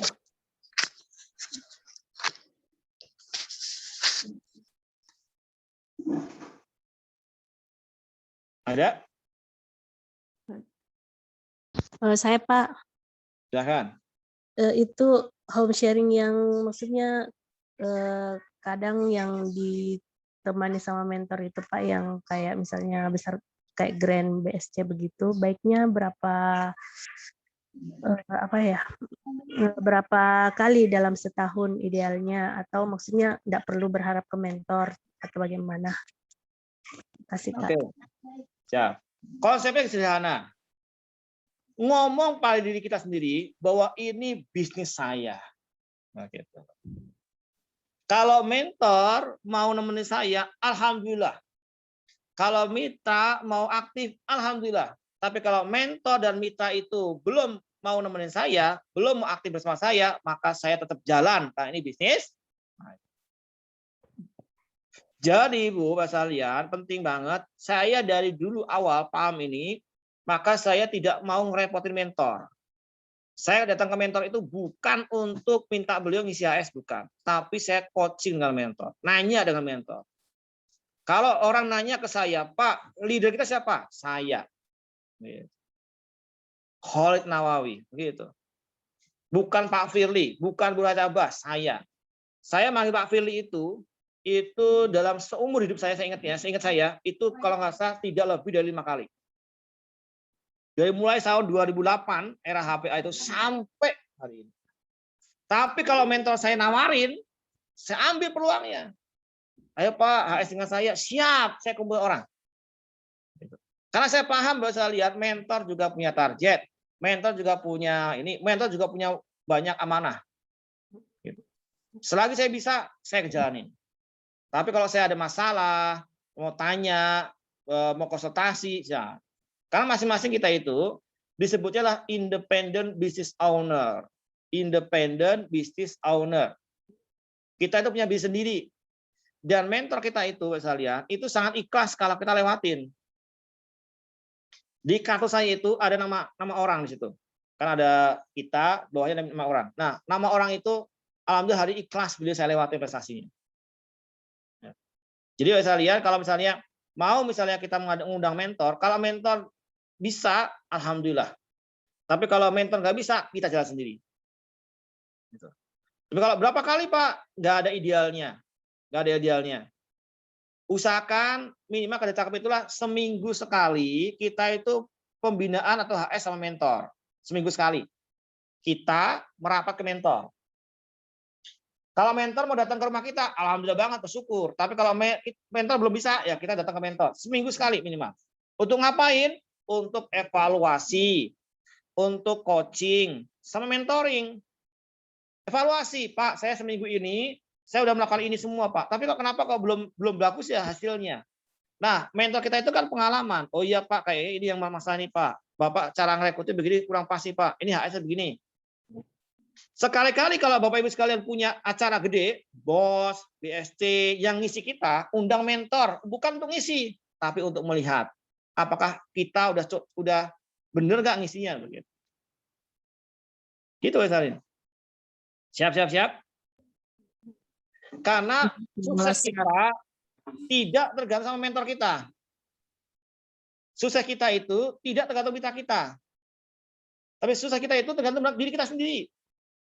Makanya kan ada tulisan di belakang saya itu don't quit. Tapi N sama T-nya di blue. Apa katanya? Do it gitu. Kerjain aja. Gitu ya Bu Vivin ya.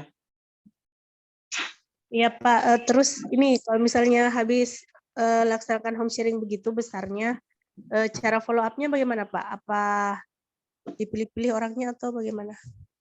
Nah, kita berarti kan harus nyari tim solid. Salah satu ciri khas tim solid adalah trust, respect, and support. Begitu selesai HS dengan, jadi makanya kalau ada acara besar sama leader, sama top leader, sama mentor, Ibu jangan sampai tidak membersamai mitra. Jangan cuma ngirim toh, kecuali beda daerah. Misalnya contoh, Bu Diana ada acara di Tangerang, saya di Semarang. Sebisa mungkin saya ke Tangerang, tapi kondisi sekarang kan nggak bisa. Tapi kalau Bu Diana Tangerang, saya di Tangerang ada acara, saya ngirim mitra saya ada, saya datang. Kenapa? Kedatangan kita itu sangat di apa ya? Mitra itu kalau datang ke acara itu dia tengok ini ada teman nggak nih gitu. Kalau mentor enak. Nah makanya dampingin. Sesi apa? Sesi makan siang, sesi rehat, sesi sholat, disapa. Gimana Bu Diana kabarnya? Apa materi yang ditanya tadi gimana? Pas pulang, jangan langsung pulang. Begitu acara selesai, tutup sama mentor kita, lalu kita undang, ayo ibu-ibu semua minta saya kumpul di sini ya. Tanya satu-satu, gimana Pak, Bu, materi yang tadi sudah paham? Ada yang mau tanyakan Bu, Pak? Silakan, Bu siapa nih? Ayo. Lalu yang kedua, jadwalkan HS-nya. Ayo Bu Maleni, kapan mau ngadain HS dengan saya? Ayo Bu Vivin, kapan mau ngadain HS dengan saya? Ayo Teh Teti, kapan mau ngadain HS dengan saya? Ayo Pak Siana, kapan mau HS sama saya? Itu jadwal rutin. Gitu. Nah itu dia follow up-nya Bu. Karena itu penting, jangan sampai mitra itu datang ke acara, kita nggak datang, satu. Yang kedua, habis pulang aja. Karena kadang-kadang mitra itu bingung di acara itu. Yang ada dapat semangatnya aja. Semangat begitu. Tapi materi bingung. Benar-benar. Karena acara besar itu rata-rata ada leverage, pengungkit. Dia pengungkit ya. Semangat. Besar, berkobar-kobar. Tapi materi kurang. Materi itu paling bagus di home sharing. Setelah itu jadwalkan home sharing sama orang datang. Kapan mau home sharingnya? Kapan mau follow up-nya? Apa yang bisa saya bantu dan sebagainya. Gitu, Bu. Ada lagi?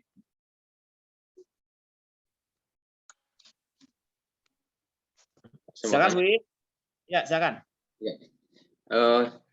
Ini pengalaman saya waktu PCA, ada teman. Awalnya sih waktu saya cerita masalah HNI, dia semangat Pak, menggebu-gebu, ya kan? Setelah saya jelaskan secara detail, saat ini udah nggak ada feedbacknya lagi. Apa saya salah penyampaiannya atau bagaimana Pak? Bapak detailnya itu cerita apa Pak? Ya masalah bisnisnya Pak. Karena memang dia kan waktu itu udah mau resign dan lagi mencari bisnis. Nah dia udah sempat melakukan perbandingan bisnis-bisnis yang lain. Akhirnya pas itu saya japri dia kan. Terus dia juga langsung tertarik Pak. Tapi pas saya ke rumahnya sejelasin, tiba-tiba kok nggak ada kabar. Nggak apa, saya tanyain lagi, banyak banget alasannya gitu loh Pak. Untuk supaya nggak ketemu gitu loh. Itu Ya, gimana? paham, Pak. Nah, kayak gitu biasanya itu kadang yang pertama Pak, kita terlalu detail sehingga orang ada banyak yang jadi malah susah kok. Gini, Pak Rafiq pernah cerita, Pak Rafiq itu dulu HS presentasi, semua udah nyalain KTP, semua di depan Pak Rafiq. Lalu ditanya sama ada satu orang bilang gini, Pak, tolong jelasin bagaimana cara marketing plan-nya. Tolong jelaskan pada saya bagaimana cara marketing plan-nya. Ini belum gabung nih, orang masih baru-baru. Pak Rafiq dengan semangat jelasin, AB, jadi manajer dan sebagainya. Setelah dijelasin semua detail, itu orang nggak jadi pada daftar. Pak, mohon maaf Pak, saya nggak jadi daftar Pak. Kenapa? Rumit Pak, saya bingung, saya nggak tahu itu.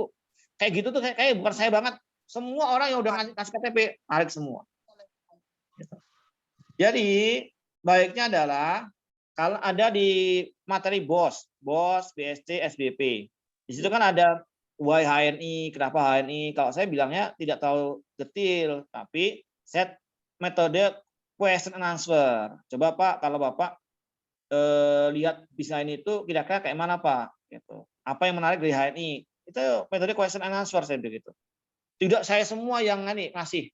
Kenapa? Kadang-kadang kalau kita ngasih terus, laki-laki ketemu laki-laki Pak, saingan. Iya betul. Mendingan kalau kita laki-laki ketemu laki-laki itu merendah aja. Ya alhamdulillah saya ya dikit-dikit dapat bonus dari HNI. Gitu. Ya kira-kira kalau Mas lihat HNI gimana gitu. Apa yang ini yang belum paham dan sebagainya. Apa yang perlu kita diskusikan. Kalau saya belum bisa jawab, nanti saya akan tanyakan ke mentor saya. Beberapa memang begitu. Saya udah lihatin bonus saya Pak. Nih bonus saya begini. Kamu mau nggak kayak gini? Oh mau banget. Besoknya hilang. Itu banyak. Berarti kita pancing Pak ya. Pertanyaan dari dia gitu ya, Mas. Iya. Jadi lebih banyak kita mendengar dibandingkan kita berbicara. Di awal-awal begitu.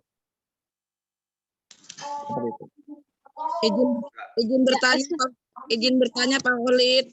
Silakan. Assalamualaikum, saya Bunda Ari dari Asrama Brimob Kelapa II, Pak. Alhamdulillah siap. Alhamdulillah saya membabat hutan di Asrama Brimob. 4 tahun yang lalu sudah pernah ada SC, tapi mungkin tenggelam. Alhamdulillah saya di sini sekarang sudah DC dengan 7 stokis. Saya ingin siap. Saya ingin mohon pendapatnya Pak. Begini Pak Mentor, saya selalu bercerita kepada siapapun, baik Muslim atau non Muslim. Saya tuh ingin menilai orang itu mau diajak bisnisnya itu bagaimana caranya Pak. Kadang-kadang ada seperti yang kasus tadi menggebu-gebu, kita jelaskan pelan-pelan step by step-nya, tapi akhirnya muntaber. Tapi ada yang diam-diam, tapi kadang-kadang kepo dengan apa postingan, kita posting SC atau kita posting gambar-gambar kita habis belanja, kok bisa seperti itu. Mohon izin Pak petunjuknya, maksudnya untuk menilai mitra yang mau kita ajak jadi tim solid atau maju bersama itu seperti apa? Oke. Siap. Ya, sama-sama Bunda Ari ya dari Brimob. Siap dari Kelapa Siap, Dua, siap. Bapak. Jadi gini Bu, luar biasa ya, udah di DC dengan tulis stokis, keren. Gini, kalau misalnya kita itu mau nilai orang di tim kita itu tidak dinilai dari uangnya, tidak dinilai dari semangat dan sebagainya, tapi dia trust, respect, and support, 3 itu. Trust, respect, and support. Jadi pertama, kalau kita HS, dia datang, rajin datang. Gitu. Jadi ada banyak, Pak, saya HS kok itu doang yang datang, Pak. Ya itu tim saat Ibu. Itu pertama. Yang kedua, kalau misalnya acara, ayo Bun, kita ikut acara yuk, Zoom dan sebagainya, di semangat. Terus respect dia, respect itu. Jadi tim saat itu dilihat nanti dari ini, dari perjalanan waktu. Kita nggak bisa kayak ini belum. Yang penting kita doakan, ya Allah, semoga bunda ini jadi tim saya begitu. Tapi kembali lagi, memang tidak mudah, Bapak saya lihat, tidak mudah. Tidak mudah menemukan tim solid.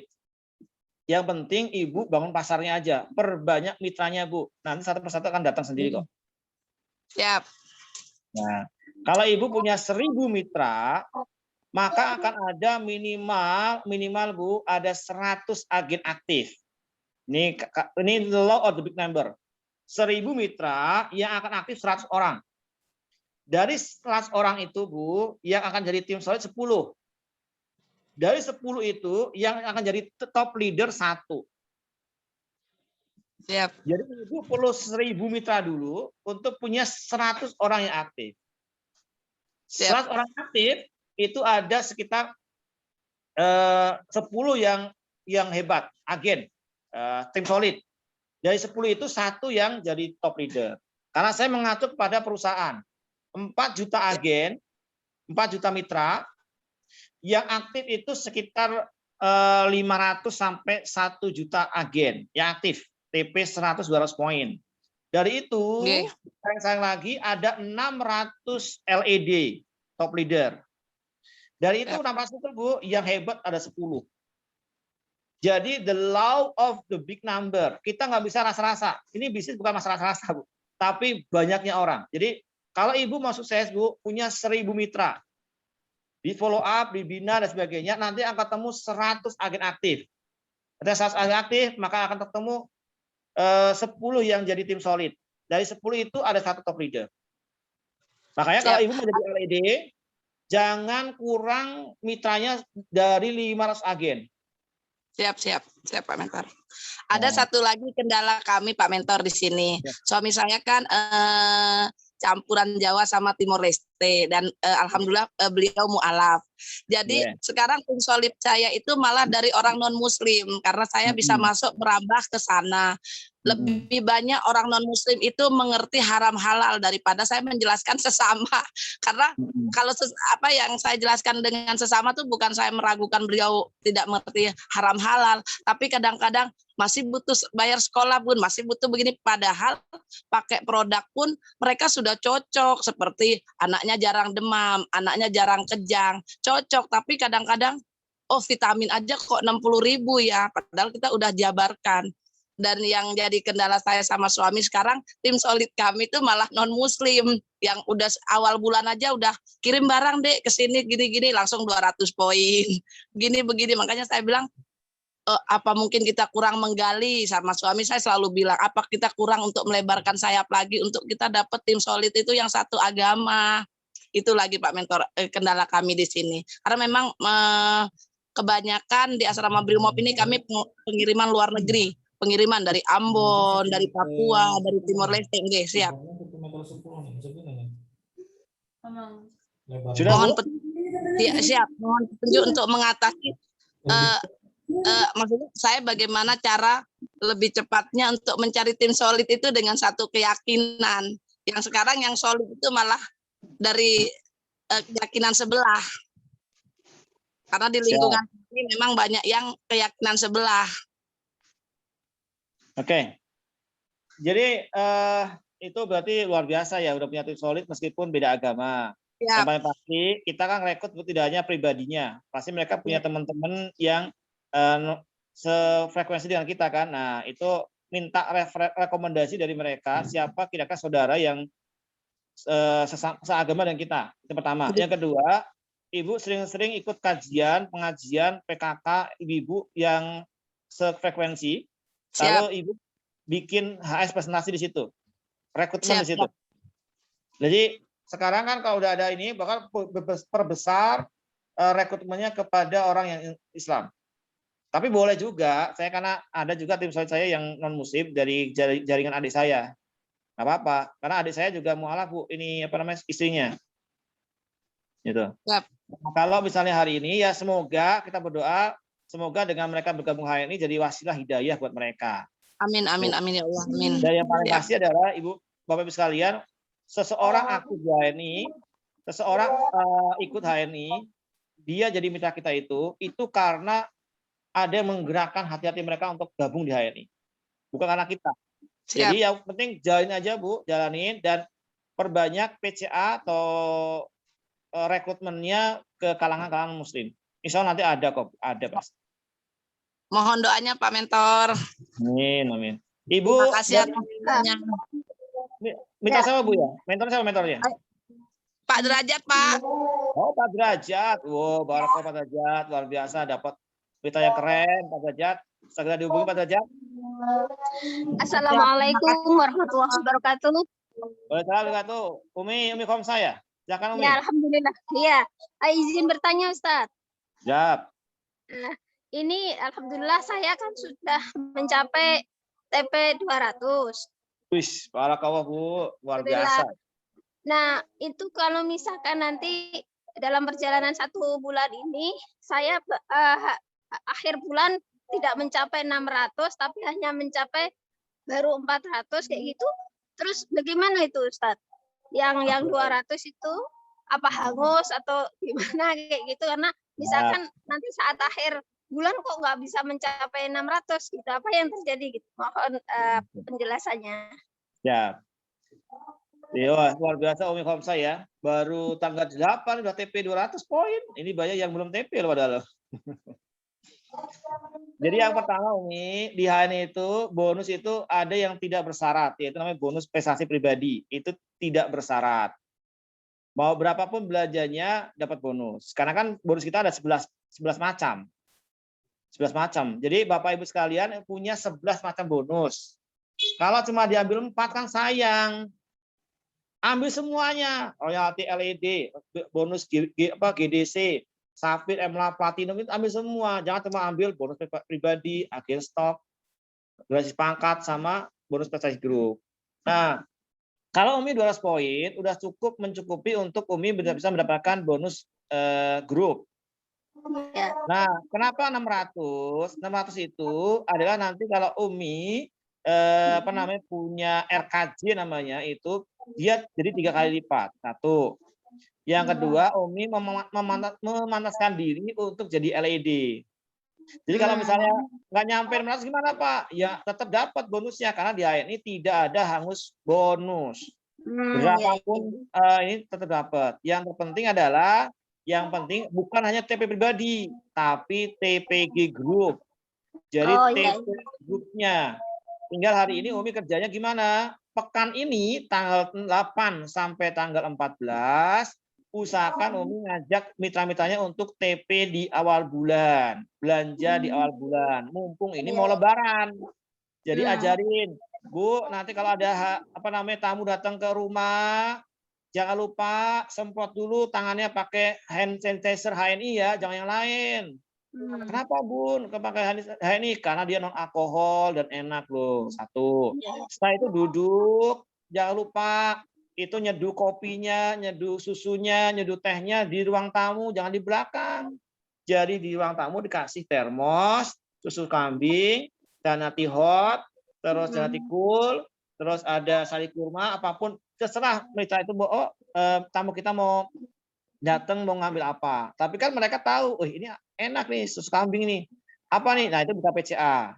Kalau biasanya kita harus keluar rumah, ini banyak orang datang ke rumah kita. Siapin rumah kita itu untuk jadi display gitu loh. Kasih bannernya, pasang spanduknya, belanja produk yang banyak supaya orang bisa lihat produk kita di ruang tamu begitu. Karena hari ini banyak orang nggak mudik. Kemungkinan besar yang dulu Jakarta sepi sekarang rame. Bekasi rame gitu, karena nggak pada mudik kan gitu. Nah itu displaynya ditaruh di ruang tamu. Gitu. Nah dengan begitu nanti orang-orang akan mengikuti kita. Jadi kalau mitra kita diajak untuk TP di awal bulan, maka sejatinya 60% kerjaan kita selesai. Gitu Umi ya. Ya, siap. Jadi targetnya Umi kan sekarang manajer ya, targetnya usahakan naik 2 level, jadi eksekutif manager dengan omset 12.000 poin. 12.000. Jangan dipikir Umi, jadi kerjakan aja, nanti nyampe. Ya, Gitu. ya insya Allah. Mohon doanya Ustaz. Siap, saya doakan dari sini ya, insya Allah. Amin. Jangan lupa nanti colek Mbak Jule ya. Insya Allah. Ini tiap hari saya japri Bu Jule. Ya, siap. Mungkin Beliau akan sangat siap membantu Umi kok, insya Allah. Ya, alhamdulillah. Luar biasa Bu Jule. Gitu Umi ya. Ya, terima kasih ya. Syukuran Ustaz. Baik, silakan. Ada lagi yang lain? Terakhir. Assalamualaikum warahmatullahi wabarakatuh. Waalaikumsalam wabarakatuh. Bu Lisna Bang Pinang ya? Iya, gitu. Saya ingin bertanya Ustadz. Siap. Saya udah EM sekarang gitu kan. Barakallah Bu, ex-manager. Berarti bonusnya udah di atas 1 juta Bu ya? Belum, tapi nggak apa jaringan. Alhamdulillah. Belum. Ini rata-rata jaringan saya tuh untuk pakai gitu. Yes. Tapi udah diajak umpamanya sharing, dia kadang sibuk gitu, alasannya macam-macam. Gimana caranya Ustadz? Biar mereka mau home sharing gitu? Iya, enggak, biar untuk bisnis gitu kan. Rata-rata gitu. pakai gitu. Siap. Ya Ibu, memang kita itu nanti karakter dari mitra kita itu ada yang dia pemakai, ada dia pengedar, ada juga yang tipe bandar. Gitu loh. Jadi pemakai, pengedar, dan bandar. Kalau pemakai siapa? Yaitu mitra kita yang tipenya konsumen loyal. Kalau mitra kita masih banyak yang pemakai, maka dia tipenya konsumen loyal. Dia baru fokus orientasinya adalah produk dan diskon. Produk dan diskon. Untuk mereka untuk join bisnis, maka salah satu yang harus dikerjakan adalah mendatangkan misalnya adalah bukti nyata sukses JNI. Misalnya Ibu bisa undang mentornya datang ke tempat Ibu, lalu mereka diundang. Ayo Ibu, ini ada mentor kita yang udah sukses di HNI. Beliau mau cerita bagaimana saya sukses di HNI, begitu. Itu pertama. Yang kedua, Ibu bisa lakukan home sharing presentasi bagaimana enaknya kalau kita dapat bonus di HNI. Caranya adalah Ibu bikin home sharing bebedah AVO namanya. Ibu tahu nggak ada bonus HNI begini. Yang ketiga, perbanyak mitranya, Bu. Meskipun orang itu cuma market tok, kalau ada 1.000 orang, gede juga omsetnya. Gitu. Coba, Ibu punya 1.000 mitra. Cuma pakai 10 poin, 10.000 poin. Ibu punya 100.000 mitra, pakainya 10 poin doang, Bu. 1 juta poin, Bu. Gitu loh. Gede juga itu omsetnya.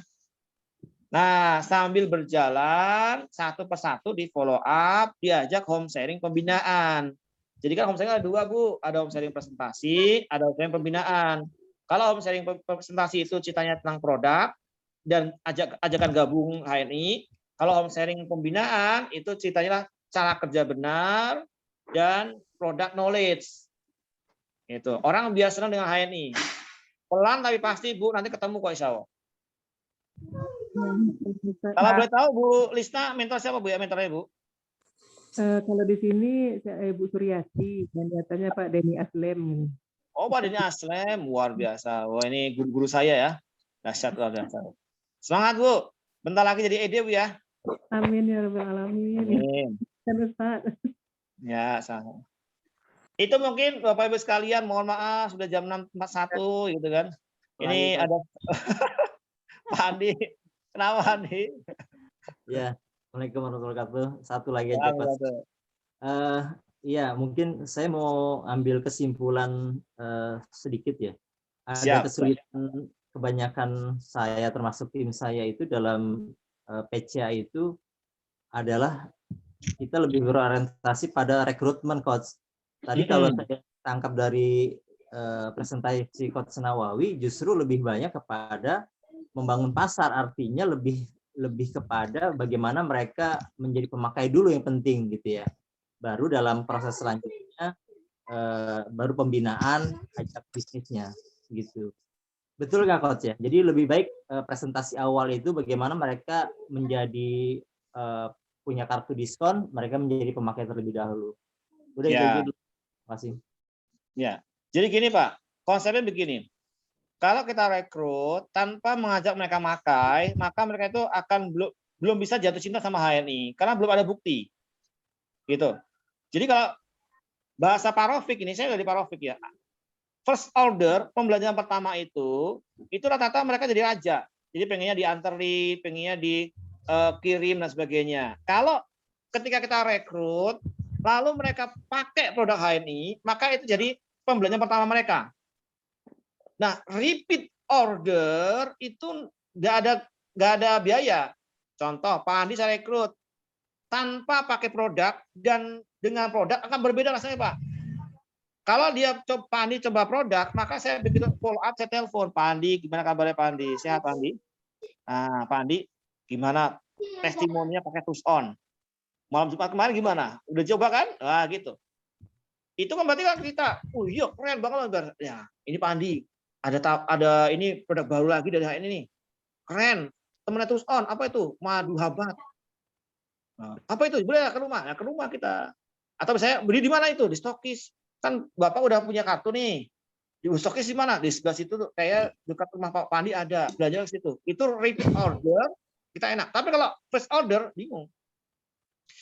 Kalau kita ajak pakai, kita ajak dan pakai, kita setiap merekrut 1 orang, 2 orang, 3 orang, 4 orang pakai, itu akan jadi omset. Kecuali Pak Andi levelnya sudah LED seperti Pak Bagus Yurnowo. Datang bawa Pajero-nya, bawa Fortuner-nya, ngajak bisnis. Oh, itu udah keren, langsung. Mau nggak jadi mitra saya? Oh, siap, Pak, siap. Gitu. Karena memang segede apapun bonus di HNI, orang luar tuh nggak ada yang tahu. Saya dikenal di HNI. Di luar HNI, saya orang biasa. Maka saya jatuh cintakan mereka ke HNI dulu dengan produknya. Itu yang lebih gampang lebih gampang testimoni itu dari produk. Seperti itu Mas. Oke. Dan satu lagi, mitra kita itu belum tentu pede cerita bisnis di sama orang lain. Kalau cerita produk mereka pede karena mereka pemakai. Sambil pelan-pelan nanti cari tim solidnya. Begitu. Cukup ya? Satu lagi boleh Pak? Satu lagi. Ya, silakan. Assalamualaikum warahmatullahi wabarakatuh. Waalaikumsalam warahmatullahi wabarakatuh. Gimana, Sat? Pak Khalid, terima kasih nih waktunya. Tapi minta izin kalau misalnya yang lebih cepat nih, langkah untuk jadi LED gimana Pak ya? Oh, gitu. Bapak datang ke mentor tanya, Pak, tolong ajak saya jadi cepat LED gitu. Selesai. Karena masing-masing orang, Pak, masing-masing orang itu berbeda-beda. Perlu coaching. Makanya kan saya ada grup coaching ya. Ini grup coaching itu intinya adalah menggali potensi semua orang. Karena berbeda-beda, Pak. Bapak dengan saya berbeda. Ini ada kawan-kawan saya nih, ada guru saya, ada Pak Ahmad Farihin dari Batang gitu kan. Ya, itu pakai baju LED kan, itu baju 14 juta itu. Nah, itu kalau cara beliau pasti akan sangat berbeda dengan cara saya. Jadi yang paling pasti dan pertama adalah harus ada coaching, Pak. Nggak bisa nggak. Datang ke mentor nanya. Kalau misalnya Bapak jauh dari mentor atau mentornya belum bisa dihubungin, nanya ke mentor yang lain. Guru yang lain banyak di HNI. Dan insya Allah mereka akan sangat senang. Intinya apa? Intinya kalau Bapak mau jadi LED, Bapak harus minimal punya 10 jalur aktif, 4.000 poin itu aja targetnya. 10 jalur aktif, 4.000 poin. 4.000 poin kali 10, 40.000 poin. Jadi fokus bangun jalurnya itu, kalau jalur satunya udah 4.000 poin, segera buka jalur kedua. Jalur kedua 4.000 poin, buka jalur ketiga. Seberapapun besarnya omset grup di jalur kita, hitung 4.000 saja. Contoh, jalurnya ada yang 100.000 poin, hitungnya cuma 4.000 aja. Supaya apa? Supaya kita tidak terlena dengan gedenya omset. Coach, bukannya 9.000, Coach? Ini kan edukasi, Pak. Edukasi saya. Kalau edukasi di sana ini 4.000. Jadi gini, Pak Andi punya mitra, Pak Dedi punya mitra. Kalau mitranya Pak Andi itu, punya Pak Dedi itu kayak Pak Ahmad Afarikin yang omsetnya udah alay gede banget. Nanti kalau Bapak ngitungnya omset beliau, bilang gini, aduh Pak, saya udah punya omset gede, jajangan besar. Tapi kalau lihat mitra kita tuh 4.000 poin, maka kita akan siap melebar lagi gitu. Kata kuncinya 4.000 poin. Bukan di stop ya. Oh, kamu udah 5.000 jangan, enggak. Tetap dibina, tapi otak kita harus mikir, oh saya harus bangun jalur baru lagi. Jalur baru lagi sampai minimal 10, 12 kalau mau. Karena kalau kita bangun 12 jalur, itu akan berbeda dengan 3 jalur. Yang banyak hari ini progres adalah udah jadi leader besar, jalurnya cuma 3 yang gede-gede. Mau lebar lagi ke samping itu berat karena seolah-olah kita itu udah punya anak SMA, udah kuliah, udah nikah, lahiran anak baru yang kecil, bayi. Masih kita suapin, masih kita gendong, masih itu kadang-kadang leader besar nggak siap, Pak. Nah, makanya dengan itu baiknya adalah 10 jalurnya itu satu jalurnya itu kalau udah 4.000 lebih siap bangun baru gitu terus. Karena ini untuk Roto LED ya, ini bukan untuk yang AB manager gitu ya. Gitu. Itu edukasinya begitu, edukasi. Tapi kita jangan ngomong ke mitra, kamu udah 4.000, saya nggak bina, ya enggak gitu. Tetap dibina, tapi otak kita bilang, saya harus melebar lagi. Karena ini bisnis saya. Cukup ya? Waduh, ini kalau ini.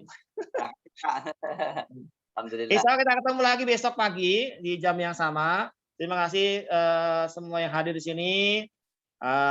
Saya sambut LED yang luar biasa, Pak Ahmad Farihin dari Batang, Loyal Gold Executive Director, wih keren, luar biasa ya. Ada Bang Arul, Loyal Crown Executive Director dari Pekanbaru, ada Bu Astuti, Loyal Gold Executive Director dari Semarang, ada terus apa lagi nih? Ada Pak Arem Derajat. Pak Arem Derajat dari Sentul ya Pak, Sentul Bogor. Ada Pak Roni Kurniawan dari Citerep, benar Citerep ya? Citerep, salah terus. Citerep gitu ya. Ada Mbak Juli dan Mas Rudi dari Cibinong. Ada siapa lagi Bu ya? Udah banyak banget nih. Ada Bu Ramini dari Cilengsi. Terus ada lagi siapa ya? Nur Baiti. Oh, Bu Nur Baiti ya. Bu Nur Baiti. Ada Mbak Widya dan sebagainya. Mohon maaf yang belum LED, saya belum sambut ya. Nah, suruh siapa nggak jadi LED? Mau jadi LED. Sebutin terus. Aduh, tantangan banget. Kalau belum LED, kalau ada acara tidak saya sebut. Mohon maaf. Duduk di belakang. Gitu. Kasihan. Itu ya Ibu sekalian, terima kasih. Ada 111 tadi partisipannya. Luar biasa, barakallah. Selamat menunaikan ibadah puasa dan pastikan omset bulan ini adalah omset terbaik kita selama seumur hidup kita ya. Amin. Ya, amin. Amin. Kita tutup bersama-sama dengan baca surat Al-Asr. Bismillahirrahmanirrahim. Wa asri inna